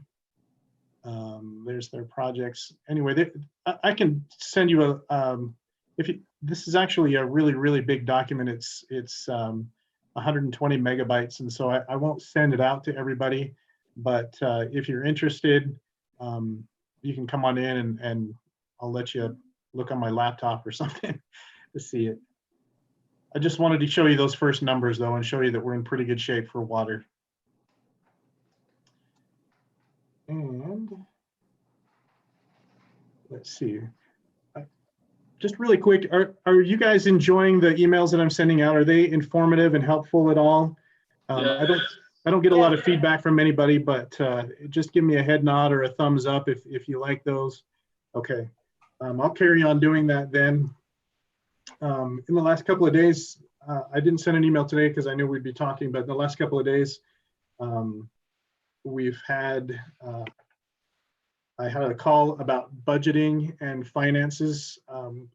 Lori does a good job for our city. She's fantastic. She's just, I can't sing her praises enough, what she does for the city and the budget and everything.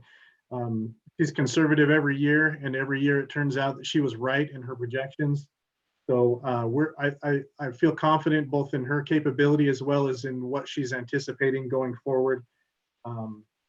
Some of the things that came out of the call yesterday were for the Zoom call or whatever they call them meeting. Utah is the most diverse economy in the country. I don't know if you knew that. That was something I didn't know. In Utah, we're seeing 5% unemployment due to COVID impacts, whereas nationwide it's around 9 or 10%. So we're doing pretty well that way. Not surprisingly, the leisure and hospitality is the biggest hit at about 10%. Transportation is next at 3.9. Employment services is at 2, and mining, surprisingly rounding out the top 3 or 4, is at 0.6% impact, and that's because of the oil bust that is going on right now. In Utah, there's about 263,000 jobs that are unemployment claims that are being filed. Grand County is at 17% unemployment right now because of the downturn. So that's the biggest hit county. Let's see, the legislature, you may have heard, is calling for a special session. I think that starts Thursday. They can call a special session for up to 10 days. With the COVID weirdness going on. There's some question about how that's going to happen. They don't want to get everybody obviously together in the well of the Senate or the House chambers to discuss and debate. So how that's going to look, nobody's really sure. But they're trying to get that together for Thursday. There will be some budget and policy bills discussed. In particular, everyone's interested in how the CARES Act funding is going to be allocated. The league is really pushing to make sure that the allocation for local governments of about $500 million, $550 million gets sent to local governments from the state's allocation of about 1.25 billion. So we're hoping to see some of that. Those are for costs that are directly related to the impact of COVID on our community. And we haven't seen a whole lot of impact that is a financial burden on our city just yet. So we'll have to see how that all shakes out and what grants and things may be available that way. I got my money today. I don't know if any of the rest of you got your money from the government today. That was nice. One of the big questions was with regard to property taxes and sales tax, and we kind of discussed that as we went through the budget, so I won't go over that. Today we had a legislative update from the Planning Association regarding land use laws, and there were a whole slew of them. I won't go over all of them right now, but just know that there are some changes that will probably need to be made to the land use codes of the city, the subdivision and the zoning ordinances. So I think that's about it. Okay. All right. Nope. Steve. I just have two quick comments. Laurie, if you're so good with budgets and predicting the future, what do I need to do with my 401k? I don't know. I'm in the hole big time, big time. I was going to retire soon, but I don't know what I can do. Second thing is, Tyson, have you heard anything on secondary water when they're going to turn us on? Have you? Tomorrow. I talked to him today. So they start to fill in the reservoirs then, or are they filled already and they're going to turn it on tomorrow? Well, they're starting our area tomorrow. So I haven't seen water in the pond, so they're probably going to start filling them tomorrow. So maybe by the end of the weekish or next week. There's water in the pond on Pleasant View Drive. Yeah. No, did they get some? So maybe they are planning tomorrow. Yeah, it was full a couple of days ago. Usually if they say the 15th, it's usually the 15th when I get water, so I don't know about anywhere else. We're the 20th or 25th here in the Port Really? town. Yeah, that, like Dave said, that was full like what, 4 days ago? It's been a while. Yeah. Down by Jacob's Mill. Yep. I'm good, Mayor. Thank you. Okay, Sarah. Just a couple things real quick. Talked to Allison about some of our upcoming events, and also talked to her about and sent out an email about social media. And Allison has graciously volunteered to be the city person to start up a Facebook page that's just for information that kind of mirrors the website, but not for conversation. You know, if there's comments or questions or stuff, they can you know, set it up to email her or call the city office, and we'll just try it and see how it goes, but not for conversation, but information, to just have another avenue to get out things that mirrors the city's website. And going into, we're just kind of tentatively thinking about the drive-in movie. Instead of having movies in the park, we put them in a drive-in movie. I contacted Weber High and talked to Ron and said, is there a way we can do this with the parking lot at Weber High? And he thinks there is, and talk to the food trucks about kind of how like Bella's and other restaurants are doing. You know, we could set it up to have them call in this number and the food truck comes over and gives you the food to your car, rather than people. There's lots of different ways. So we're thinking outside of the box of doing the movies in the park as drive-in movies in the parking lot with food trucks, but have them come to your car. And just moving forward, if you guys have thoughts and ideas with that. And Bill put out that email about activities, and Debbie graciously emailed back and said that she and Ann had been out riding bikes and saw some chalk art. So we thought that would be great to use the Facebook page and, you know, and have people upload their pictures or submit their pictures for chalk art contests and have a dance off, a TikTok. That's a big thing on Instagram and Facebook, TikTok challenges, and maybe like a scavenger hunt throughout the city. So if you guys have ideas, we're thinking about starting some of those next week with the chalk art contest and using as prizes, like, Twisted Sugar's the latest and greatest of $10 gift cards or whatever to the winners. And we can upload them on Facebook and people can submit their voting, number request or whatever, and then put the winner on and email a gift, or send a gift card. So just some ideas that way. So if you have other ideas, let us know. And like Ambry mentioned, that CERT activity was really, really cool. And it was like right before they canceled school on the 12th. And I have pictures and stuff that if you guys want to see them, but it was well attended and it was done really well. There were some questions just real quick. I know we had talked about a green waste facility in the past. We did it temporarily when all those pine trees went down. Is that something that the city wants to revisit at all? Or I've had some people call when the transfer station was down for a little bit. Do we want to consider that again, or just keep it at the transfer station in the county? Just thoughts that way. So that's all I have, except for the senior center's been closed for a while and they're still delivering meals though. Not delivering meals, letting people show up kind of like they do with the school lunch program to get bagged meals. But they have had to close obviously for all their activities and things, but they still do provide bagged lunches and dinners for seniors if they want to come and pick them up at the senior center. So. Okay, great. I don't have anything. Dave. Yeah, just one quick thought. We got that street sweeper, and I think everybody's gonna be pretty excited about that. So I'm wondering if we ought to, and we came in way under budget on that. So I'm wondering if we ought to have a little party for Tyson's team, and when it comes in with some lunch and a ribbon cutting, that kind of thing, just maybe a little party for him.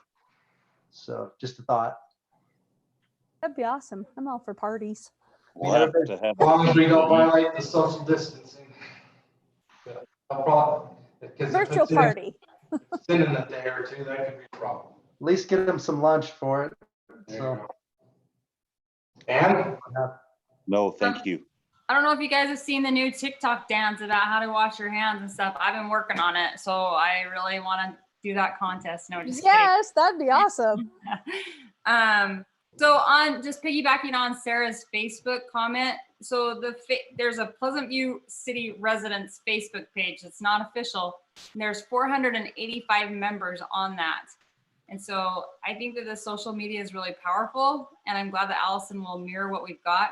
I think that we need to educate our residents that they can join a Facebook page because there's spots where we can tell them about things, on there. So I don't know if we want to jump in with that Survey Monkey on recycle and just at the bottom, just let them know we have a Facebook page if they want to join it. I don't want to like muddy up the waters on that recycling deal, but it might be just advertise it.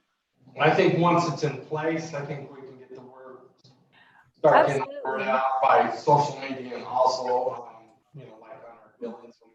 Yeah, definitely billing, maybe the marquee, that kind of stuff. Mm-hmm. So I think it's going to be a good way to get some word out that way. It definitely reaches different demographics. Certain people have their email, but if you use the email and the Facebook and the website and stuff, I think absolutely, I agree. Yeah, that's all I've got. Great. Anybody else? I pretty much have spoken my piece throughout, even if you couldn't hear it. We'll work on trying to get an improvement to this, maybe a omnidirectional mic or something that maybe we can pick up what we're saying in here a little bit better. Hopefully, if there's residents watching that, there's 3. If nothing else. 3 people watching. I'm one of them. So. But you know what? When I shared this on Facebook that we were going to have a YouTube channel and people were excited. They wanted to. they were like, finally, yay.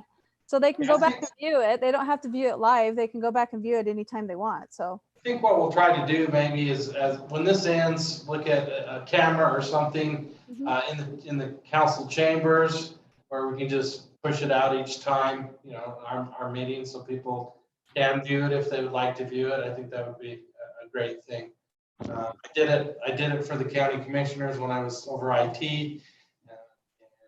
It was somewhat expensive, you know, it was like 20,000, but it was a whole system, and I don't know that we need that. I think one or maybe two cameras that show the council as a whole, and maybe the podium or something. We'll figure out something, and as long as we can do it fairly cheaply, I think it's a great thing for our citizens to be able to jump on and look at it. So thanks to everybody for these trying times. Stay safe. It's been pretty flat. I anticipate personally, and I think Bill mentioned this in the briefing, yesterday's briefing, that we might see a little bit of a surge this week, because not everybody was completely doing social distancing over the Easter weekend. And I understand that, and I probably was just as guilty as anybody else. So I was just as guilty as everybody else. So you never know. We've been pretty constant here in Pleasant View ever since it broke out. We're at 9 cases, and it's just holding at 9. And other cities are slowly creeping up, and hopefully we'll stay steady. So keep doing what you're doing, and it's funny. I thought we'd be having flying cars by now in the year 2020, and nope, we're learning how to wash our hands or whatever. All right, I'll entertain a motion to adjourn. I'll make that motion. Okay, we have a motion by Bailey and a second by you. Oh. All in favor, say aye. Aye. Thanks, everybody. Thanks, everyone. You guys are awesome. Thank you. See ya.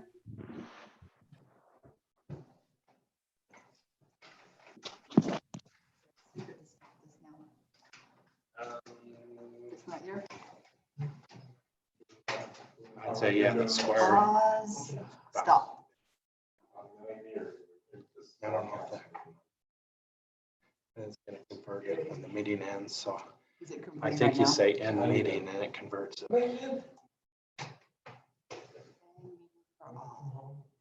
Yeah. This is, take feedback. No, they don't seem to.